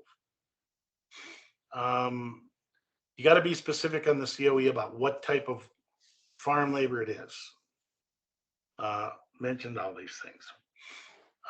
Date of the parent signature and interviewers should be the same on the COE. Yeah, probably. Big difference between an immigrant and a migrant. I think you might have to make that, provide that explanation to people. Migrant, we're talking about migrant agricultural workers, not immigrants. You should always find out if there are kids ages 0 to 5 at home and include them on the COE. And if the kids do not move, then there is not a new QAD. This is a common thing. You'll find a family that the family stays put, but one of the parents is a worker and goes off for a month or two somewhere else, but the family stays where they're at. So if there's not a move, then there's not a new QAD. The kids actually have to make the move. That's what makes them migrant. So those are just a few extra things that I wanted you to note. Hey, Bill. Okay, yes. We have found out that when we talk about the migrant versus immigrant, if we had post this program as a migrant farm worker agriculture program, then they understand it a little bit better and they're willing to talk to us. Yeah, I think this is Penny, right? Yep. Yeah, that's what I thought. I recognized your voice. Yes. All right. Yes, I that think does it's absolutely true. Migrant farm worker is the critical thing. And these days there's a lot of families that are afraid. They're afraid of immigration. And so you get a lot of real hesitancy here. Nobody wants to be, they don't want to be seen as immigrants. They don't mind talking about being migrant farm workers. And of course, there are a lot of migrant farm workers that are not, from other countries. We have migrant farm workers. That's just what people do. They follow the crops. So I think that's a really important distinction. Scan your email or enter into I think MIS 2000 has a way you can enter COEs directly in. Is that true? No, they just have to go data point by data point, as far as I know. They have to what? So go data point through each data point. So they still have to add a good. All right. So scan your email or send completed COEs to the data points, wherever those are, and or to Jeff. And then I assume, I don't really know how MIS 2000 works, but I'm assuming you have some way of approving COEs before they go in or whatever, right, Jeff? Yes, that's correct. All right. Any questions on this piece? I mean, I know there's we could spend a lot of time talking about eligibility, and there might want to set up, recruiters specifically with eligibility workshops. And I think there's Renee brings up a really good point. There are some incredibly good workshops that are put out by IDRC, which is the consortium that our consortium focuses on academics, mathematics and reading, and parent involvement. The consortium that Utah is the lead state for. There are other migrant consortiums that have different purposes. The IDRC consortium, their one purpose is identification and recruitment, eligibility of families. And so they're very good at it, and they have some really good resources that recruiters should have access to. So, any other questions regarding eligibility right now? Jeff and Bill, I just wanted to mention the SSID, and then when we are including infants on there, we need to request the SSID for them as well, correct? Yes, that's correct. Unfortunately, that's M6, which Jeff's going to spend a little bit of time talking about here in a minute, has that as a requirement. You need some kind of a state ID number for every student, even infants. So yes, unfortunately, you got to get those ID numbers. Any other questions on this? Can I just say something? Yeah. Sure. Remember this book I mailed out to you guys? This is going to help you a lot with the eligibility. It's the guidance for the migratory children. Use this book when you're out there for eligibility, and it really will. It'll help you a lot. Is this the stuff that OME puts out? Renee, Yes. Yeah. so question on the guidance, I just got mine last week. It says it's March of 2017, but it says some chapters were revised, but most of it is 2003. Yes. Did I get the right one? Yes, you did. Yep, and that's because the law hasn't changed very much. Yeah. And anybody that still needs a copy, if you could let me know like right away so I can mail them out tomorrow before I leave for this leave of absence. There Thank were you. some changes with the ESSA law, but most of them deal with the whole idea of intent, what they call intent. You know, it used to be that if a family came with intent to get migrant work and then they didn't, you could count them. Now you still can, but it's looked at in a different way. And that's where I think some of this gets real specific and real in unusual circumstances. And that's where I think these IDRC workshops would be really helpful, because they go through scenarios. Well, what if this weird thing happens, and and that weird thing, and this other weird thing, are they eligible or not? So if you're really trying to figure out, unusual circumstances, that those kinds of workshops are really, really helpful. Most Bill, we families have a are question. straight ahead. Sorry, we just have a question from Gwen Morgan. Yes. Go ahead, Gwen.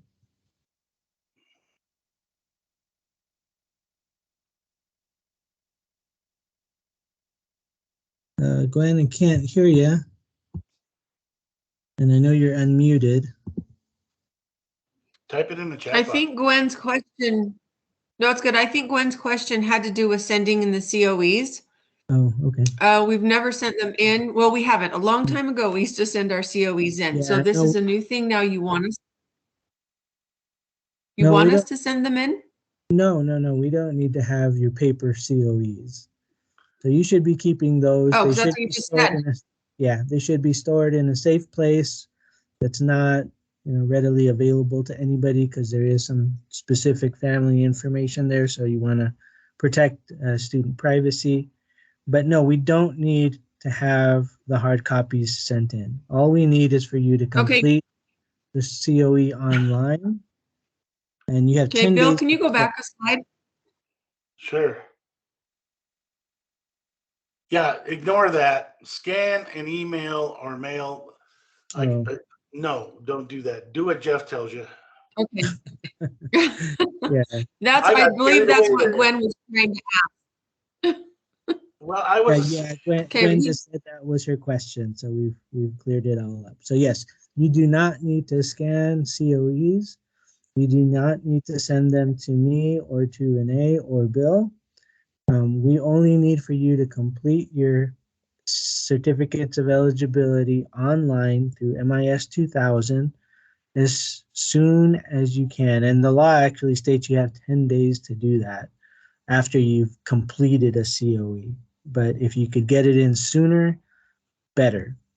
And the reason for that is we've gotten a lot of pushback from OME, Office of Migrant Education, in regards to several of our districts and several of our numbers coming in at the very end of the reporting period. And that's been a concern for them.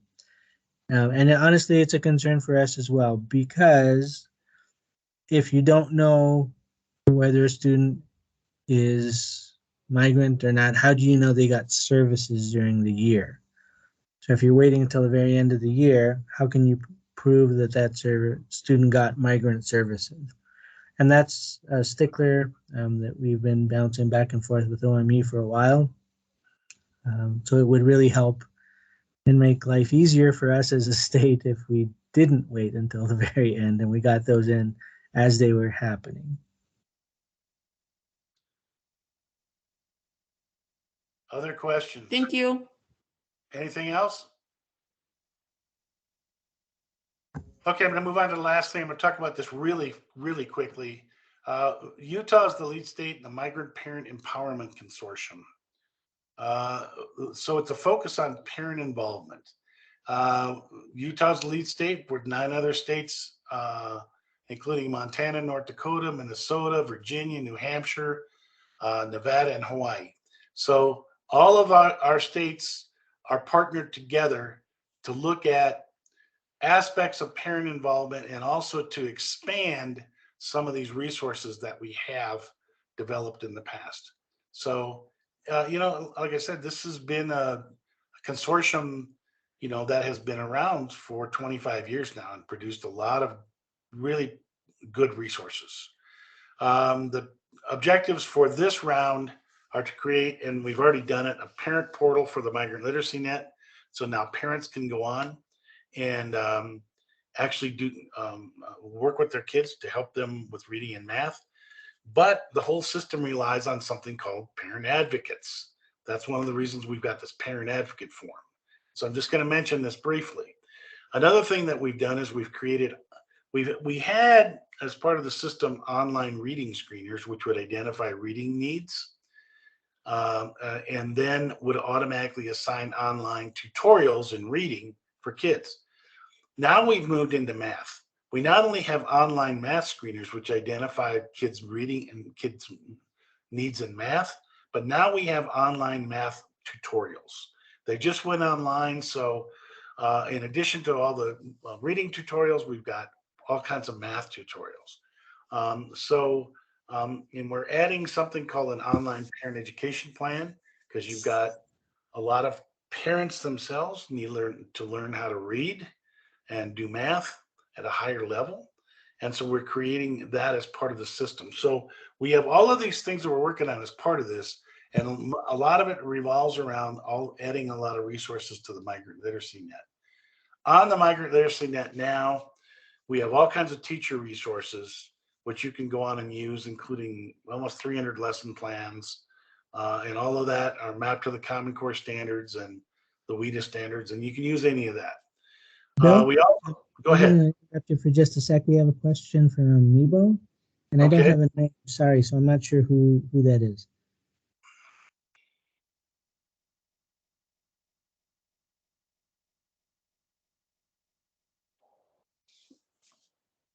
And the question, what's the question? We're still waiting on them to respond. Okay. Again, looks like you're unmuted, Nebo.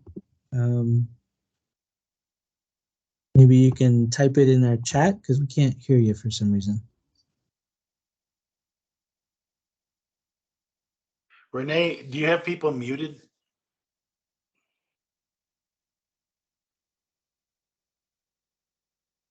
Bill, people are muted, but I can see that they are unmuted, so I'm not sure why we can't hear them. But why don't we go ahead, Bill, just continue, and Nebo, whoever that is over there, if you guys want to just type your question in the chat, then I'll go ahead and read it out. But for some reason, we can't hear you. You can access the Migrant Literacy Net. Just back up a slide, www.migrantliteracynet.com, and you create your own username and password. It's all free. So all those resources on here are all free, and that's the address that you would go to. And this is the Migrant Literacy Net is developed Bill, by the consortium. Go ahead. Can I just say one thing real quick? Yes. While the migrant program and this consortium creates this Migrant Literacy Net for everyone, it is available for any students, any parents. They do not have to be migrant. This can be used with your EL kids. This can be used with your low proficiency readers. Any students that you feel may benefit from this is available to them. And I just wanted to make that absolutely clear, because while it is housed in the migrant program, it really is a resource for everyone. And we encourage you to use it with as many students and families as you can. Thank you, Jeff. I think that's exactly on target. Absolutely no restrictions at all.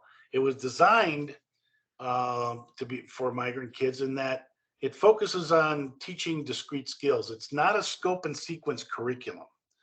What it is it focuses on specific skills in reading and math, because that's what happens when migrant kids end up missing all kinds of foundational skills, and you can kind of plug them in. But you could set it up so that it teaches pretty much anything related to reading. I mean, we have 340 online reading tutorials. These are full-blown tutorials with audio, graphics, pre-tests and post-tests. So, I mean, any aspect of reading that there is being taught, every aspect. and we have them in both English and Spanish. So you can choose there. We have reading screeners that are in both English and Spanish that identify reading needs. We have online success plans for kids where you can set kids up on a success plan and assign them all kinds of tutorials and screeners. So you know, these are all supplemental tools, but these are things that can help support and provide additional help for kids. Now we have online math screeners that identify student needs in math. And as of right now, we have 56 online math tutorials, brand new in English and Spanish, that when you take a math screener, they will automatically identify the kids' needs and then automatically assign online instructional tutorials to meet those needs. So those are all available for kids right now, and it's all available for you to use. So, all of this is all mapped to the Utah standards as well as the WIDA standards, the language acquisition standards. So, you know, this is, should fit in with anything that you're doing. Once again, it's supplemental. You know, it's not going to replace, you know, curriculum that you already have. Then now we've added all kinds of parent resources. We have a parent portal.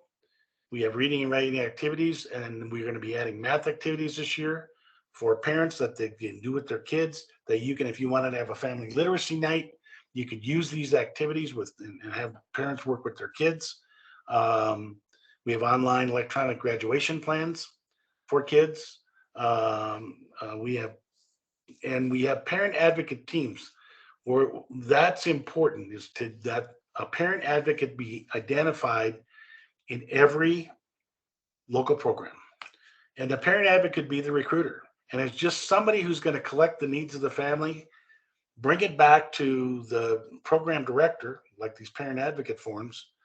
And so people are focused on and have an awareness of what the family's needs are. And in some of the needs, we can help meet with what all the resources on the Migrant Literacy Net. We've added parent educational plans, which will be set up so that parents to help their own parents' own educational movement. Math screeners, they're all set up now. This is new. They deal with pre-K 2 and grades 3 to 5. So we are going up to grades 5 with the math screeners to identify any math needs. This is to identify any kind of missing foundational pieces, and they will identify in English and Spanish. And then we have just now 56 new online math tutorials in both English and Spanish for pre-K to grade 5. They fill in all these help fill in these missing math skills that kids may have. Like I said, all of these tutorials have a pre-test to show what the kids know when they start. Then they have the instruction. Then they have a post-test. So it measures what they learned as part of the online instruction. They all have audio. They all have graphics. Take the kids through this instruction. The parent portal is available now on the Migrant Literacy Net. In addition to the teacher resources and the student resources, now have parent resources. Parents create their own username and password, and they log in, and either they choose what to log in. They can choose to log in Spanish, and in which case everything they see is in Spanish, or they can choose to log in English, in which case everything they see is in English. All I'm going to do is show you this is what the parent home screen looks like on the Migrant Literacy Net, and they have all these options. They can click on these buttons, learn how to use the Migrant Literacy Net. There's a video there in both English and Spanish. There's a whole structure as to how they can help their own children with reading and math, and help their own the system will automatically assign, you know, reading tutorials as well as math tutorials and screeners to kids based on just a series of questions you ask that the parents are asked in English or Spanish. You know, does this particular child need help learning their letters? Okay, if you say yes, boom, they're going to get assigned screeners and tutorials that will help them learn their letters. So that's all set up and in the system. There are, right now it says reading activities for kids. This coming year, it's going to say reading and math activities. And this is for parents to use, and they're fun activities to do with their kids to help teach reading or to help teach math. And like I said, they lend themselves to like family literacy nights, where you could bring families in and have them do some of these activities with their kids right there at the school. And then there's also improving their own reading and math, which is what we're building in this year, where parents can learn to get help to improve their own reading and math. One of the ways to make all this work is to have parent advocates. The purpose of a parent advocate is basically to be in between the school and the family. Who can they be? Recruiters are a major source of who can be a parent advocate. You don't have to be an expert in education. You're just somebody who is interested in what the family's needs are and passes that information along. And then if you do, we can set up ways that we can help these families directly, even if you don't have a big migrant program. We understand that a lot of you don't have, well, nobody's got staff, teaching staff that work directly for you all the time. You know, you might have a couple of parapros or whatever, or you might have summer staff, but most of you are in the position of you're the local migrant program director, and that's a hat you wear part-time. We can, if we know the needs of the families, we can help you set it up so that the families actually have help. But in order to do that, somebody's got to be out there talking to the families, figuring out what their needs are. And that's why we have this parent advocate form. We also have a parent advocate training program that anybody who's interested in that role, we can go through and do a training with them, which we have to. That's also online, but we can also do it in person. And basically it all keys into starting with this parent advocate family log. And so if you use that, when you're using the COE, we get a start on being able to move in this direction and provide a lot of help to these families. That's it for me. Do you have questions on the Migrant Literacy Net?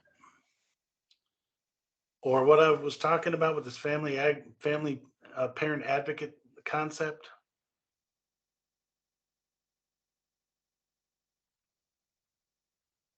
Everybody's got it? Not yet. We will, though. Sounds I good. never heard from Nebo, so I'm not sure what your question was out there, guys, but feel free to text me a question too. You don't have to just use the chat here as well. I apologize, folks. As usual, we went through a lot of stuff really fast. That's the problem with these virtual meetings, is you're going through stuff, you know, like crazy. And so if you're new, this is a lot of stuff to kind of digest all at once. But that's why I'll be happy when we're back to these in-person meetings. Hopefully this stuff provided the information that'll be helpful to you, and we'll be pursuing all this in the future. And now I'm going to turn it over to Jeff, because I know he has some things that he needs to talk about. Thank you, Bill. As always, we appreciate your help here in the state, and just personally thank you for all your hard work and efforts in trying to get us up to speed with what's going on, not only within our state, but also how to make improvements. So thank you very, very much for all that. Thank you, Jeff. Yeah. All right. So with that, I'm going to pull up just a quick document here. Bear with me 1 second.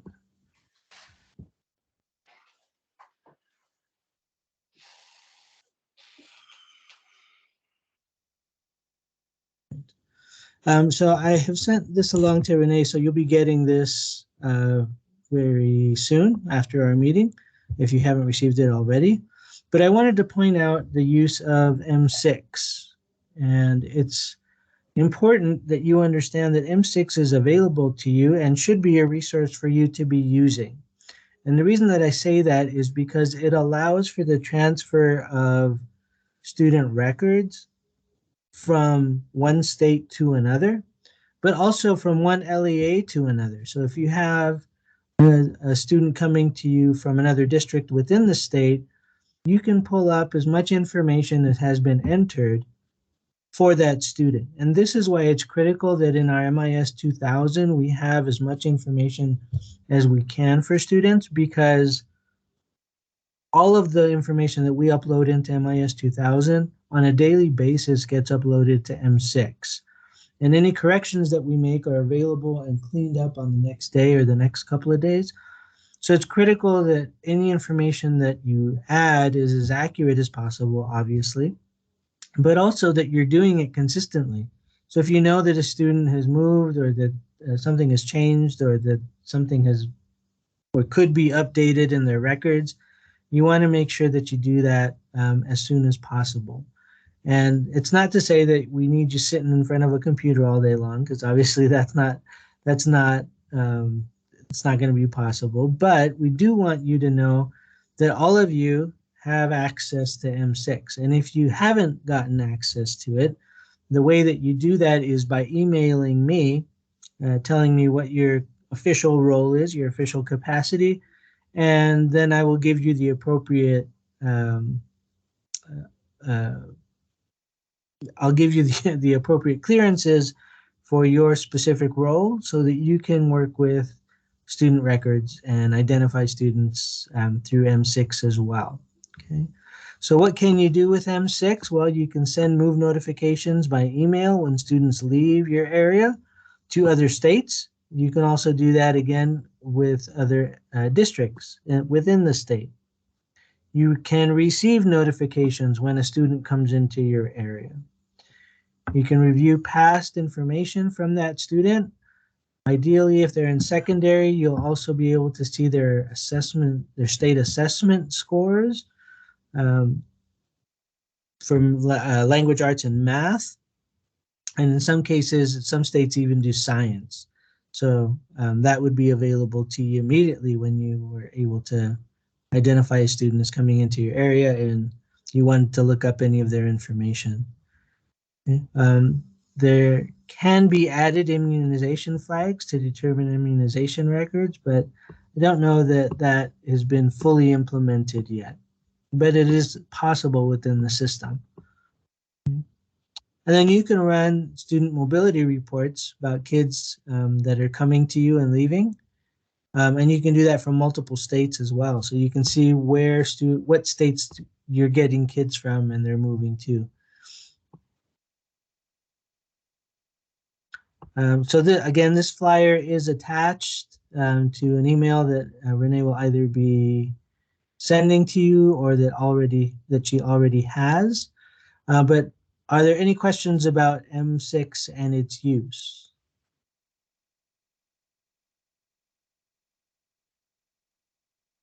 Jeff, I have a couple new recruiters in my team here in Provo, and so I'm wondering, how do I just email you to request access for them for M6? Yes. Okay. So if you oversee anybody that you would like for them to have access, please just shoot me an email. I need 3 things from you. I need the name, the full name of the person. I need a telephone number, and I need their email addresses. And then with those 3 things, I can create an M6 account for that person specifically. And the way it works is once I create that account within M6, when I complete that setup, that person gets an email stating that they now have access and they have a one-time password that they can use, but then they'll have to change that, and then they have access to it for as long as they like. So, one more thing that I would ask that you add is what kind of permissions you want them to have. So do you want them to be able to see your entire district? Do you want them to only be able to see certain schools?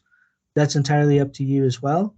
Just let me know with that, and I'll be able to set that up for you. So again, I need their name, a telephone number, and it can be the same number for all of them, doesn't have to be different. A different email for sure for all of them, and then what kind of access you want them to have. Great question, Claudia. Perfect, thank you. Yep, no problem. Any other questions? No? Okay, so for my next trick, I'm kidding. I wanted to show you this list, and this will also be attached to an email from Renee that you'll be receiving shortly if you haven't already. This is a list of M6 minimum data elements. So these are the things that M6 requires for us as a state to report to. And so oftentimes you've gotten a call maybe from Renee, especially this past year as we were trying to get things sorted out in the new system. and she's like, hey, I need this information. I need this information. The reason that we need it is because without all of this information, the student wouldn't count for us as a state, and they wouldn't be counted towards our student migrant group, and therefore we wouldn't get funding for them.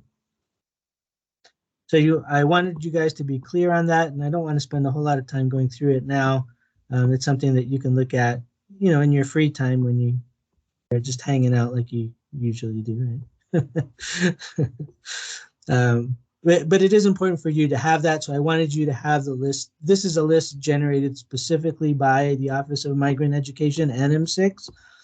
So it tells you specifically what the data element is, what the definition is, how it's valued, and how it should be entered, which you don't need to take care of. It's just for your information there. MIS 2000 already takes care of that for you. In some cases, there's some additional information that might be necessary, and then it shows you what category that goes into as well.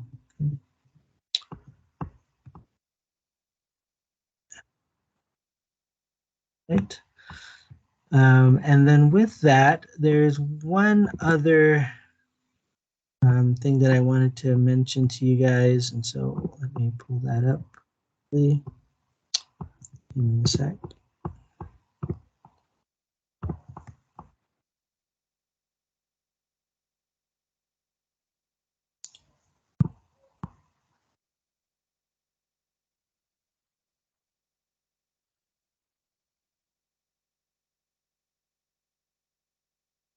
All right, so this next document that you should be looking at now on your screen is also provided to us by the Department of Education, Office of Migrant Education, and it's the Privacy Impact Assessment. And I want to highlight this document to you. Again, you are getting this document in this email that you'll be getting from us, so just be aware of that. But I wanted to highlight a few things. This document indicates the necessary privacy for students in the migrant system. And so this also goes for anything that any data that we have on students, regardless of where it is. So whether it's on a COE and you have it in hard copy form, or whether it's data that you're inputting into MIS 2000 to upload your COE, or whether you're looking at M6 for students' information.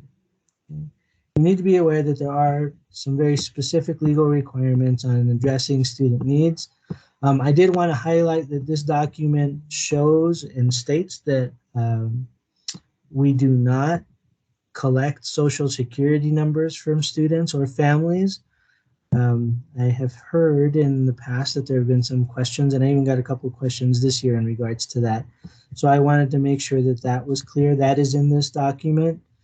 It specifies what information is collected and what is necessary, and even goes into a few things that are not.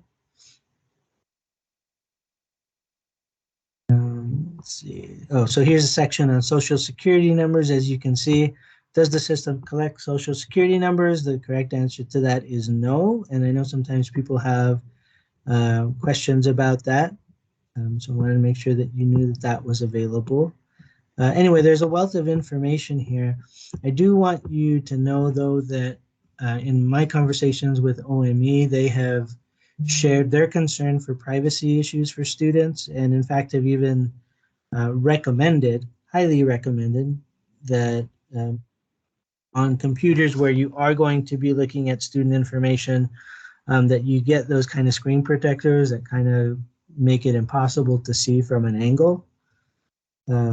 That's how serious they are about student protection. So again, student data protection. So I wanted you to have this so that you were aware of it. And then as we go on into more in-depth use of M6, which I have had conversations with OME about creating some trainings for us so we can grow as a state in our use. But until that happens, just know that this document is yours and available to you and will help you kind of clarify any questions you have in regards to student data. Okay. Any questions about that? I know I went through it briefly and quickly, but I also don't want to keep you guys, I don't want to read to you, so just want to make sure that you know that this is available to you and you have it or will have it shortly.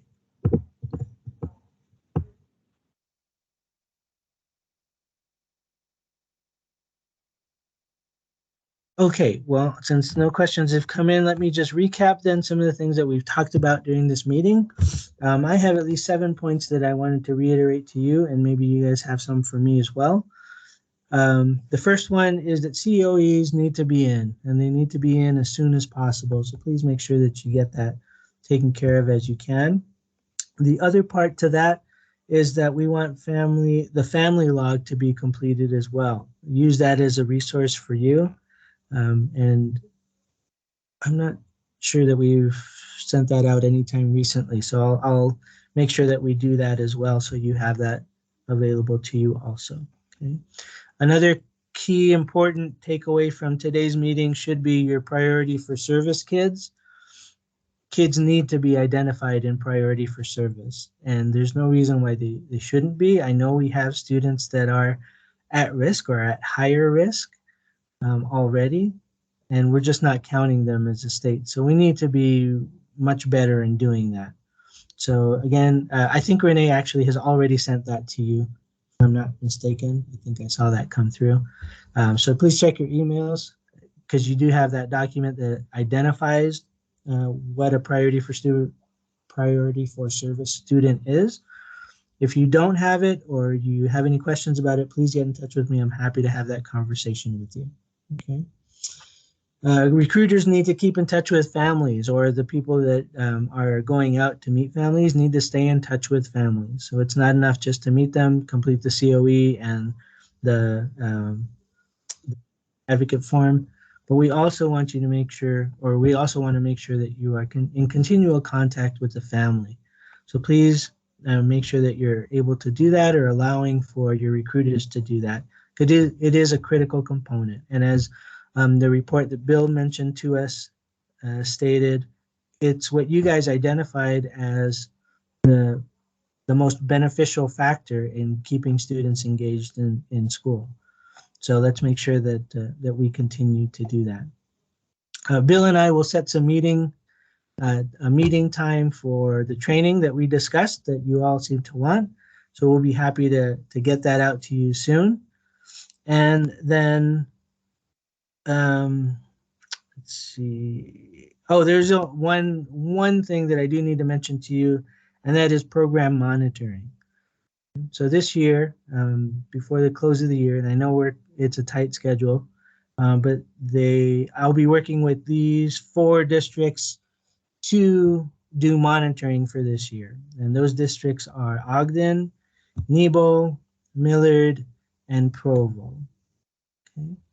So what that means is that I will be getting in touch with you, and we'll have just some shorter meetings in regards to just a yearly monitor. Now, every district does need to complete a monitoring form, and that will be a topic for later discussion. I'll send that out in a completely separate email.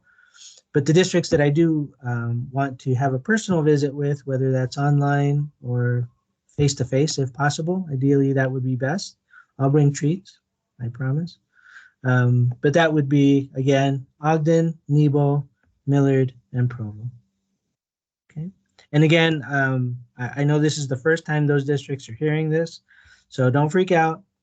I'll be in touch with you shortly to make sure that you guys know what the process is, what you need to do, and we'll get it done as quickly as we can and as easily as we can. My intent is not to make things more difficult for you or stress you out.